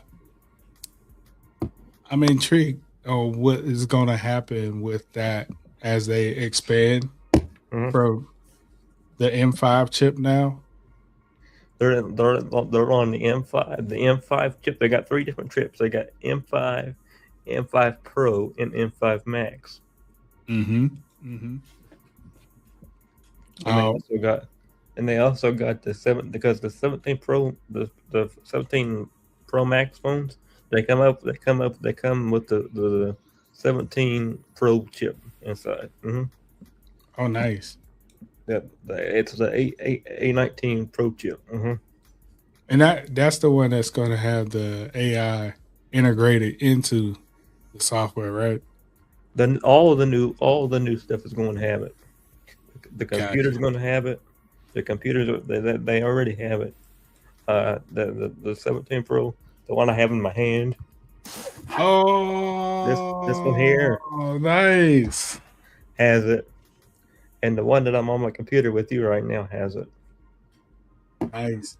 I recently had got the M4 just a couple months after the M4 chip had initially hit the market. I have been loving this M4. The M4, but the M4 is 2 years old though. Yeah, It's 2 years. Yeah. Unfortunately, that's how quick things have evolved at Apple. To say that it's a machine that's 2 years old. And I didn't get the top of the line. I had I got the Pro. I got the Pro chip. so I ended up getting the Mac Mini M4 chip. And with the Mac Mini, I was able to get the upgraded RAM and internal storage. So I got the base model upgraded. I also got the new nano texture glass on the computer. Whoa. Yeah. I heard something about that. And let me tell you about that. The nano texture glass really helps with the glare. It gets rid of the glare completely. Because the last one I had the M4 Pro, the M4 Max chip, which was 2 years old when it came out. It came out in 2024. So it was 2 years old. But as soon as they released this new MacBook, I was the first one to get one. I was the first one to get one. So I got this new MacBook Pro, and I also got the nano texture glass because I have terrible eyesight, Tyrone. I have astigmatism in my eye, so I can't handle all this glare. Right. Before. But I just want to say that I think that things are going to continue to change at a fast pace with technology as a whole. But I am scared about the AI part of it. Because I think AI, and I can also say we have a conference in June, Apple does. Oh, nice. Which is called WWDC 2026, where everything is going to be announced. The new software is going to be announced. macOS 27 is going to be announced. iOS 27 is going to be announced. And watchOS 27 is going to be announced, just like everything else. And it's going to be released this fall. Nice. So everybody, I'm sure that Tyrone, if he gets a chance, I'm sure that he will look at the conference. If you get a chance, watch the conference, because that's what I do. I watch the conference because it helps me know what's going to my devices in the future. But especially when I'm on the board, you know. But I think we will have a very bright future. Apple will have a very bright future, and I don't know what the next CEO has planned, but I do know that they do have a new lineup of projects coming out in the future that will have a lot of differences that we will have never seen before. Like, they're coming out with a new foldable iPhone in this future, like the new ones. Nice. So I can't wait to see that part. And they're also coming out with a new with a MacBook Ultra. Oh man. And I can't wait to see that part when it releases. That's gonna be so cool. So I can't wait. I don't know when it's going to release, but that's what I've heard so far. But I can't wait to see what John Turnus will have on Apple as a whole. I can't wait to see what changes he will bring to the company. He is a lot younger, as Tim Cook is 65 years old. Right. He's almost 50 years old. Like I would almost say, like over the years, Tim had aged expeditiously. But he looks good for him. He looks good for 65 years old. Look, Steve Jobs had looked good for his age, man. Like I don't think so. Yeah, like before he got sick, you know, he was looking. But I want to tell you one thing, and this is my opinion. I wasn't a big fan of Steve Jobs. I wasn't a big fan of I wasn't a big fan of Steve Jobs as a whole. Gotcha. And because he left Apple in a bad situation. They almost went bankrupt. 2 times, Tyrone. Yeah. 2 times. Yeah. And Tim Cook had to take it to the next level. Yeah. To where it's at today.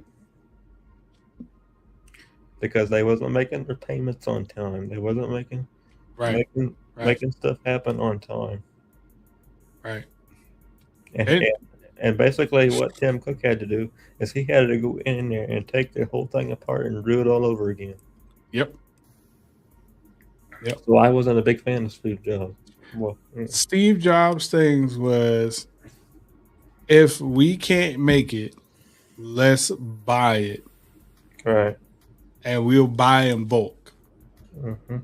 And that became problematic because say you have all this stuff and you bought it on this whole barter system. All right, I'll buy 250,000 hard drives from Samsung But think about how much debt on credit. Apple. Right. You know, you bought it on credit. Like, okay, well, every time we sell 10, we'll give you this much out of that. Right. Towards the credit for this. No. Right. Absolutely not. That is not the way to go. Because then you have to price stuff high to cover yourself double. And that Right. became real problematic during those times because people wouldn't buy the stuff. Mm-hmm. And Well, at the time, also, you know, Apple was still kind of rebranding itself and tapping into new customer markets. It was just like, oh man, why'd you do that? Right. You put us in a hole. That I do know with Steve Jobs. There was some problems there. With the decision. There was a lot of problems.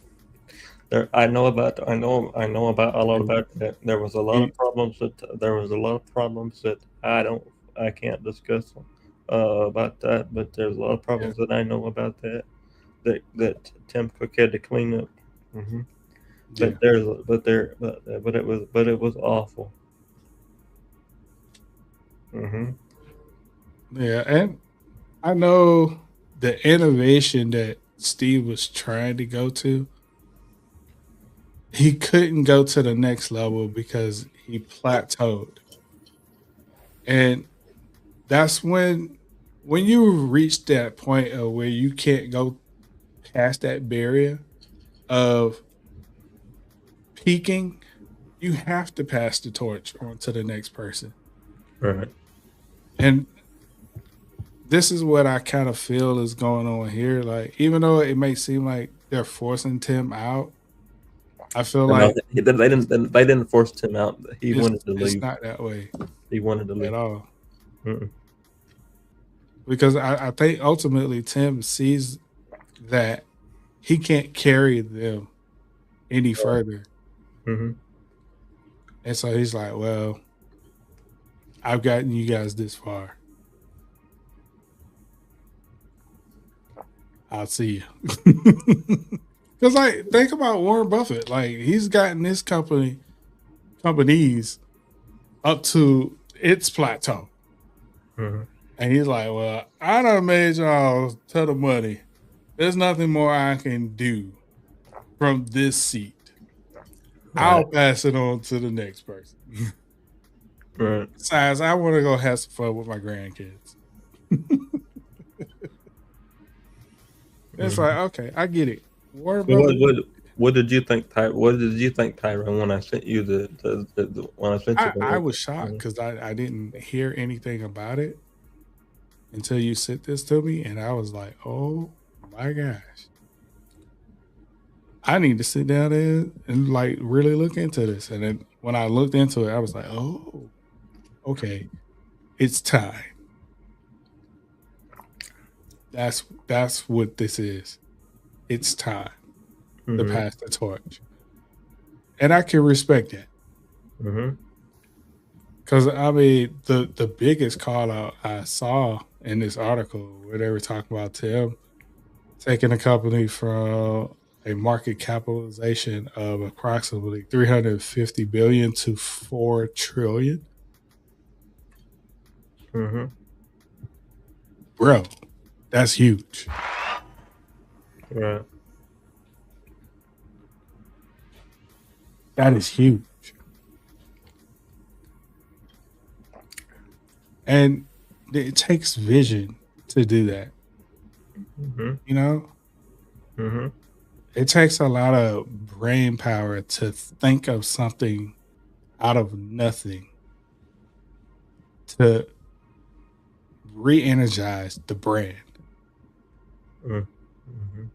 And I can say Tim definitely did that from 2011, man. Like, because I like I said earlier, I had lost faith in Apple. Mm-hmm.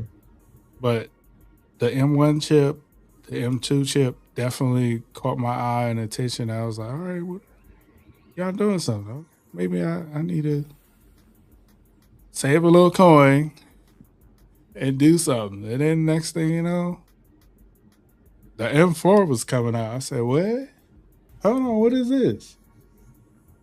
Wait, what's going on? It's faster than the M1 and the M2? Faster than the M3? Sign me up. Now we're on the M5. Now you're on M5, and I was like, well, doggone it. Will I be able to last a few more years while I save up some more money? Because at the time, like all my machines that I had were Apple based, and the fastest machine I had was an i5. To go from an i5 to now, I have an i3 and the M3 and an M4, as well as an M2. And I was like, I'm pretty happy where I'm at with this. Because I have an Air, and I pretty much use that as like, if I need to do something quick on the internet and just tuck it away somewhere. Mm-hmm. But my main workhorses are the M4 and the M3. I have the M4 Mac Mini. You don't have M3 iMac. I don't have the M5 yet. Mm-hmm. But I would be interested in. But No, I'm pretty sure by the time I'm ready to buy, they're gonna have the M6 out. They will. And I'll be like, well, see, there's no need for me to get the M5. I'll just go straight to the M6. Right. Now, I'm more intrigued about what they're going to be doing. But I heard one thing. Though. I heard that when John Turnus will not be doing like some of the releases stuff. Mm-hmm. I think that's going to change. Like I don't think it's going to change. I don't think it's going to be as often.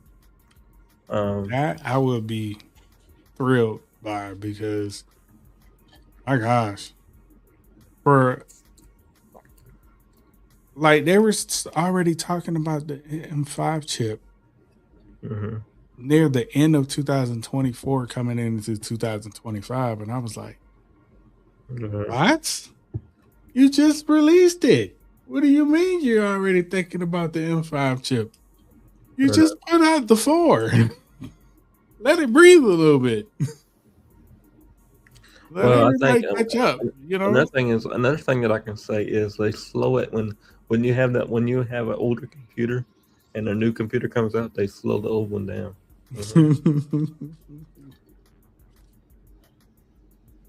I was going to say allegedly, but that has been my experience with Apple.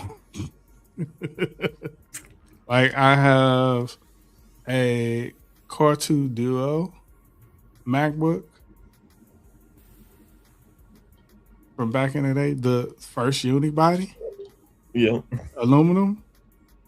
Oh no, the last one of the ones before the unibody. Yep.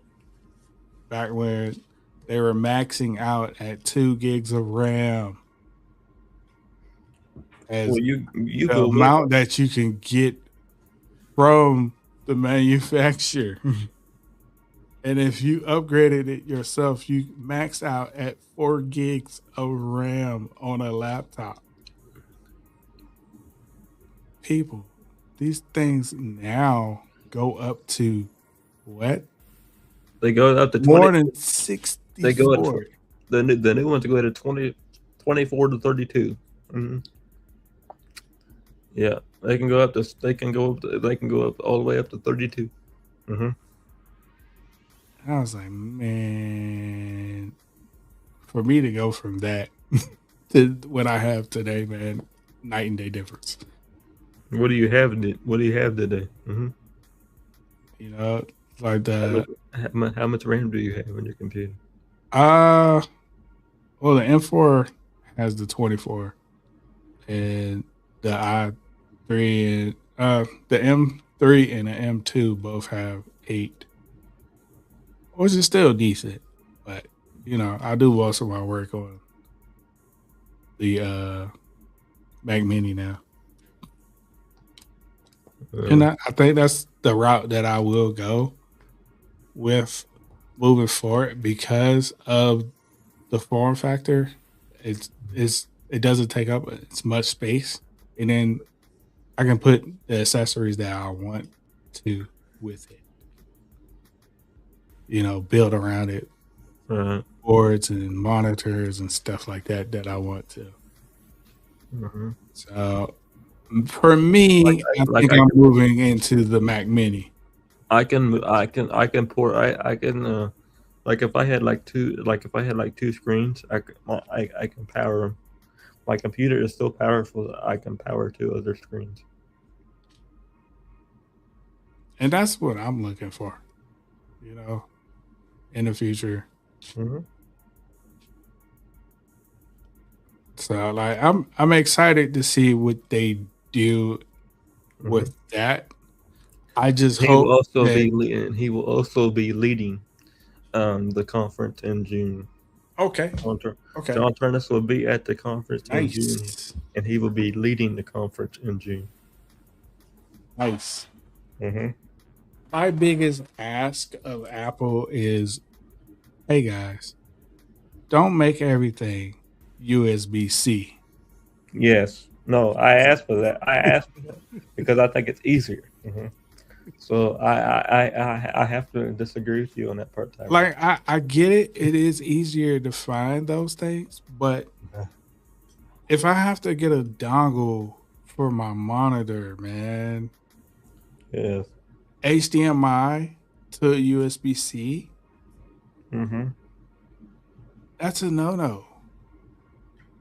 I'm talking about for the desktop atmosphere of it, like with the Mac Minis and the Studios, the Studio Pros. They discontinued the Studio. Yeah, and I was slightly saddened by that because they don't have it.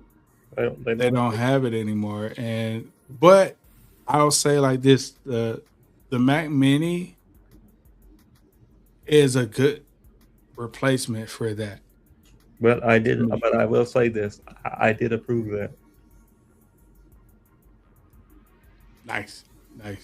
Because I do say like this: for what it was worth, the Mac Studio, for those that needed something that had more power to handle those type of projects that they were working on, like big major film projects, big photo projects, big computer graphics designs. Sure.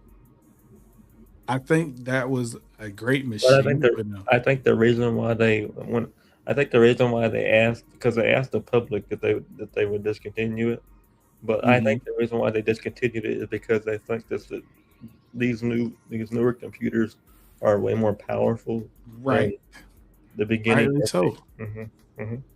Because that was like what they did with the new Mac Mini. To me, kicked that door wide open for them to do that. Right. Because you can have a smaller block of a machine with more power.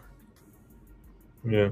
More storage than ever before. Like I was like, good Lord, what?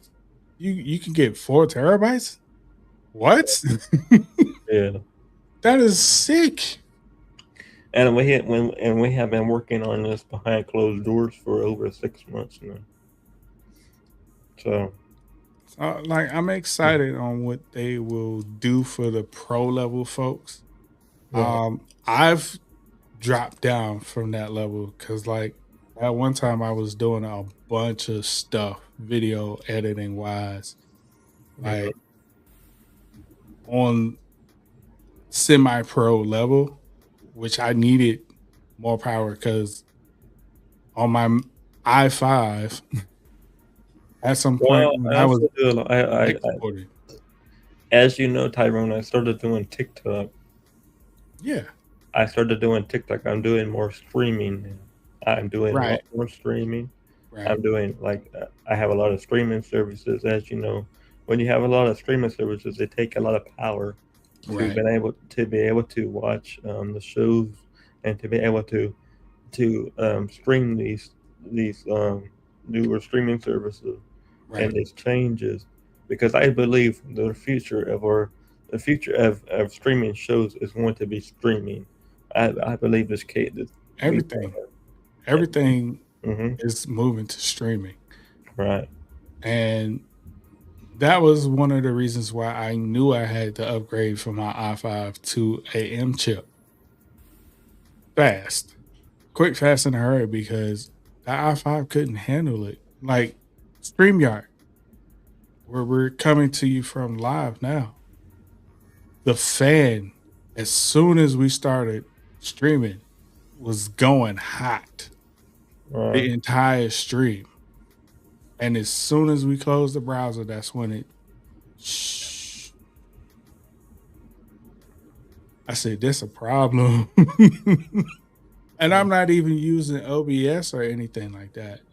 You're talking about a web browsing streaming service platform. Said, I'm using the best web browser possible for this machine right now with Chrome, and it's killing it. It's killing it. For the Intel base, all the Intel base, I would say Chrome was the best browser for them. But it was just way too much on the machine. Well, I hate to say I'm sad to say this, but if anybody has any Intel left, please get rid of it because Apple is no longer supporting it after this year. It's done. It's done. Completely done. It's time to come to the future. Get a M chip. And then I praise Apple for implementing the trade-in program the way that they do. Because I have machines that I was sitting on that I can't trade anywhere because they're that old. But Right. Apple they're actually able to consider some of those. I probably won't get that much value for it, but hey, I can use it towards the purchase of a new machine. Right. And so that's where I'm excited for what I'm excited the to next see what chapter John- is I'm- going to I'm be. excited- I'm excited to see what John Turner brings to the table. Because And there's a lot- I've been wondering, Mhm. are they going to eventually try and go back and strive to make the machines more friendly for gaming? They are. I can say that they are. They're already in the process of that. Because I know that was like one of the reasons why they switched to the AMD drives for a little bit, Mhm. trying to tap into that market. But the AMD machines, graphics wise, suffered Right. so bad. And part of me feels like it was because of the inner workings of the software. It was because of Intel. The biggest part was Intel. Right. Because of the Intel was very power hungry. They were very hard to run on Intel chips. And I was just like, man, like the graphics side for Intel was decent, but the processing power was just, it wasn't enough. It wasn't enough. Mm-mm. You had to overclock the machine. And I've known some people, some fellow techies out there that overclock their Macs. Yeah, and I don't voided their warranties. Yeah, I don't like Samsung either. I don't like Samsung. I know there's going to be a lot of people that beg to differ with that situation, but Samsung is not no good in my opinion. Their phones have took a dip over the years. I would say that Samsung's phones has taken a dip, as I believe they depend. What I'm going to say it. They depend on outside software. Mm-hmm. Outside software makes it bloat, and that makes it slower. Google, they depend on too much of Google. Yes, I use Google Chrome. I love Google Chrome. I like Google Chrome, but I'm going to I transferred over to Safari browser. I use Safari browser a lot more than I use Google Chrome these days, because I noticed the difference. There's a big difference between Google and Apple these days. Oh yeah, Apple is a lot faster, and Google is a lot slower. It's because over the years, Google resources has expanded, right, and it has taken up a lot more processing power and RAM, mostly RAM. Because my God, at one time, I did a look at it, and that thing was taking almost 2 gigs of RAM to run. I was Samsung, Google, no. They take too much. And Samsung is don't even have their own software. They have Google software, Google updates, Google Count. Yeah. What? I don't like that. What they did over the years was take the basis of Android and then put all their skins over top of it. Right. So on Samsung, you get a lot of lots of stuff that you don't need. And you also get a lot of you also get a lot of viruses, like on Google. You get a lot of viruses. You get a lot of viruses on Samsung. You get a lot of viruses on Windows. But Apple, you don't get viruses, because it's their own software and they can do whatever they want to with it. That is another thing that I probably do worry a little bit about, but I know their engineers have been on top of it with the security. As they put more machines out into the world, more people will begin to tinker with them. Well, discover ways to exploit. That's not going to happen, because Apple has the highest they have the highest security. They have the highest security. It ain't going to happen that way. And I can tell you that John Turnus, I had a meeting with John Turnus. We had a meeting when they got announced, and I can tell you that John Turnus is a lot like a lot. He's gonna do a lot better for the company as a whole, and that's one of the reasons that I voted for him.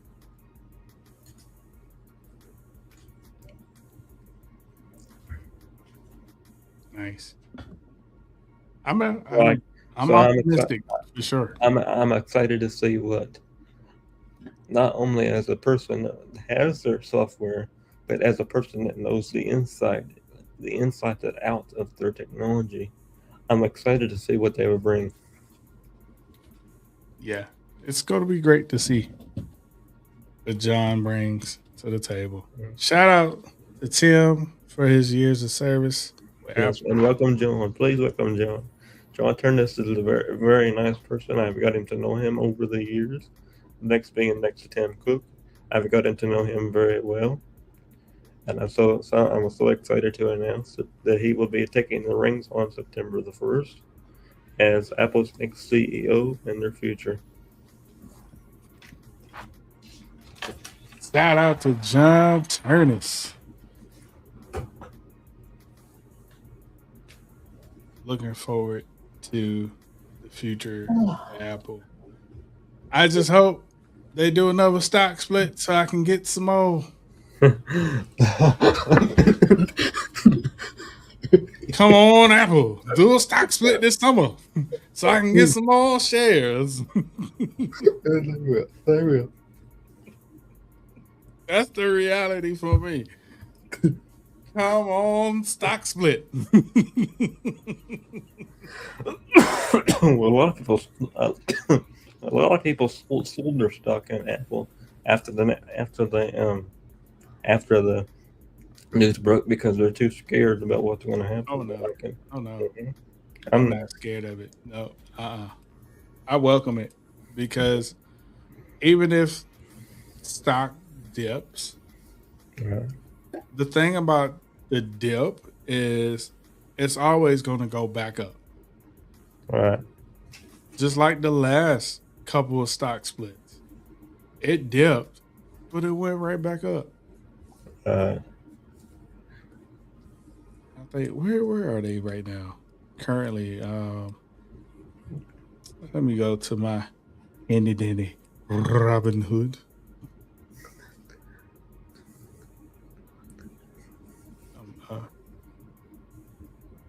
I'm a novice trader. I trade, but I like to get stuff, hold on to it. If it do something, I keep it. If I don't, throw it away. I'm that kind of trader. Every now and then I'll dabble into some options. Currently, Apple is at $271 a share, man. Woo! I remember when they was at 1,000. I do too. And I was like, y'all ain't gonna come down from that. And then all of a sudden there was a stock split. I said, 10-1? Stock split. Come on over here. Come here. Let me get some of that. Although I couldn't get in on it at the time, I was like, the next time y'all do that, and I got me some money, I'm gonna get in on that. Rubbing my hands, waiting, just waiting on it. Because I got in on that Amazon stock split when they dropped down for from a little over, was it 3,000 a share when they? 3,000, yeah. Mm-hmm. And they dropped down to under $100 a share. I said, give me that. I just need one. Just give me that. Yeah. That's all. I just need one share. I'm not greedy. Eventually, in the future, I probably would get more. Mm-hmm. But Apple, I believe, this is one of my predictions after seeing this. I do believe there will be some turbulence at Apple, but then the rebound after that turbulence will be so sweet. So can I ask you why you think that? What makes you think about that? I think it is the shift in the change of guard. People getting used to the management style, the leadership style of John. And that is going to ruffle some people's feathers and they're going to exit. And it's going to be key people that's going to exit. But people that were under those key people have so much value to bring to usher the company into a brighter future. People like me. Mm-hmm. It's going to skyrocket the company back up after that dip. And it's just like, it's something like that just gives me the confidence to still invest in them, even as just a consumer, not just a person that invests in the stock. Because it's an investment. Like when I was into Windows like that, I was a fan of Compaq and what they were doing at the time, and I have to be honest with they you. got a little wonky after a while. I don't know what y'all doing over there, Compaq. Right. I'm gonna go to Dell, or Right. at the time Gateway PC. It was like, wait a minute, I thought Compaq and Gateway were together. It was like, what's going on here? Yikes! Differences of opinion and designs was the issues back then with Compaq. It proved to be very disastrous. Well, do you remember when they had Toshiba? Yep. Toshiba was a crap. Was crappy. Toshiba, crash and burn too. And it was just like, yeah, I think I'll just get a Dell or a Lenovo and be done with it. Like, then I was just like, yeah, let me try out this HP. Yeah, no. I don't want the HP. Give me my Apple. I'm going back to Apple. I don't want nothing else because nothing works efficiently enough for what I like to do. Music, videos. I dabbled in. Do you use iMovie a lot for your music? No, actually, music wise, I use Logic, and I Logic Pro use with Apple. FL Studio are my two go-to. For Right. music, for video, I use Final Cut. I've used Adobe Premiere Pro as well as After Effects. I love After Effects. I tried Apple Motion. It's not After Effects. So I did a lot of stuff with motion graphics at some point too. Like, and so as I was expanding into that world and the cost of those software programs versus the computer itself, I was like, one of these is gonna have to give. I'm not doing this. I can't. It costs too much. All the way around. It costs too much. I'm spending a lot of money here. And so I was like, hey, okay. If Apple has this software, I can do this with that. I'll just do them. Right. And so, yeah, there are a couple other programs I work with, like Make Music, Finale, when it comes to writing score arrangements for marching band, even like for small film or small ensembles. I've dabbled in that as well. So like I have this wide a range of stuff that I utilize, but I didn't have the machine power there with, like, it worked for a while until it stopped working. And so now I'm like, hey, I'm not happy with it. So I have to change. And now I have changed. I changed for the better with what we have now. Yes, you do. And and I love it. And I want to say a couple more things if I can. A couple weeks ago when you did your music live, I loved the music live. You did you did an awesome job. You always do. You always do an awesome job. Thank you so much. you're growing and you will continue to grow, and I will continue to be right by your side as always. I was surprised to hear that when I sent you the message about Tim Cook stepping down. I thought that you would have heard that before I did. Mm-mm. But Oh man, because yeah. I haven't been looking at anything business wise for a couple of years. Like I barely look in on my Robinhood to see what's happening because of what's happening at 1600 Pennsylvania Avenue. I don't want to know what's happening with my stocks while he's there because I will get pissed off. Yes. Well, see, I know the inside and out. I see the inside every day. I have inside source. I have inside sources every day inside the company. So, I'm excited to see what the future holds for John Turnus. I love John Turnus. He's an awesome CEO, future CEO.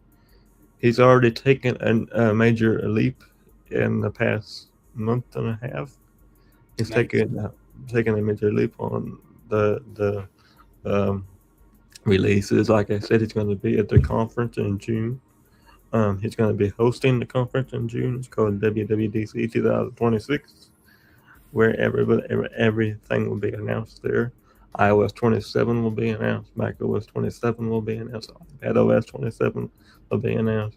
So I can't wait to see what the future holds. I really can. I'm really excited to see what the future holds for their users and for the people that's inside, people like me. You know what I mean? So I can't wait to see what happens there. I can't wait to see how fast technology moves. I already know how fast it moves. I can't wait to see what the future holds. Absolutely. I can say that the new Siri, there's going to be a new Siri coming out that will be powered by Google and Apple, because they have they'll have a new partner. They have a new partnership now, Google and Apple, for the new Siri. So the new Siri will be called it's called Siri 2.0. So I can't wait to see what that's going to be. Nice. And that's going to release in the fall, around September sometime. So I can't wait to see what that's going to bring. That's going to bring a lot of good stuff. So I can't wait to see. Nice. My man Dustin, tell everybody how to follow you. Yes, you can follow me on Facebook at Dustin Butler. You can follow me on Instagram at Dustin Butler 700. You can also follow me on TikTok at Dustin Butler 24.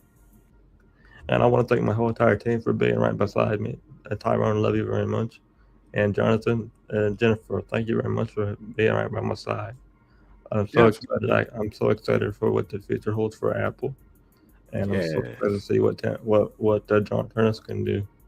So as September 1st comes around, Tyrone and I will be here once again to celebrate him taking over for Apple, and to see what the future will hold. And I will have more updates by then what the future is going to bring. Hey, you guys can follow me, Mr. TD McCollum. Instagram, TikTok is where I am available. I have some songs out on different streaming platforms. I love your music, Tyrone, so I hope you have a new album coming out here pretty soon. I've been practicing. I have to build up back to where I was, because it's been a couple of years since I publicly performed. So I had to do some work. As always, we're here Wednesdays, 8:30-ish. Yes, 8:30-ish, and they're also here on Saturday. They're also here on Saturday at 10 a.m.-ish. 10 a.m.-ish, yes. Faithful Word where you can see Tyrone, you can see Jennifer, and you can also see JoJo Speaks. on Saturday morning. A Saturday morning prayer. Yeah, man. Come out. We read a devotional. We pray together. We conversate, laugh, cry, embrace each other. Yes. Uplift each other. Mhm. That is the community that you'll be a part of over here. Yes. As always, we love you guys. And if nobody had told you that they love you, I do. I know Dustin. I love you back there, Ron. Love you back there, Ron. Love you all. I'm so Lady excited. Virgo says, we love you all. And Yes, to we love you. Dustin, I love you too. Love you, Tyrone. Love you, Lady Virgo. And like I said here, me and Tyrone will be back next week, and I will be here. Tyrone will be here. Tyrone will be right by my side. And like I said, as the news comes to me, and as the news comes to me within Apple, I will bring it here. Because I think that Apple is we're going through a major transition period right now. As a whole entire company, we are going through a whole transition period because John Turner is now going to be the CEO of the major of the highest the company in the country, one of the major highest company of the country, the first major highest company of the country, Apple Inc., which I'm so excited to see what the future holds. Indeed. And like I said, that's one more time again, Tim Cook will be missed. But as we welcome in the new era to John Turner, I love you very much. Thank you for being right by my side. Hey. This has been a wrap on Another Battle Chain. People, see you next week. Peace.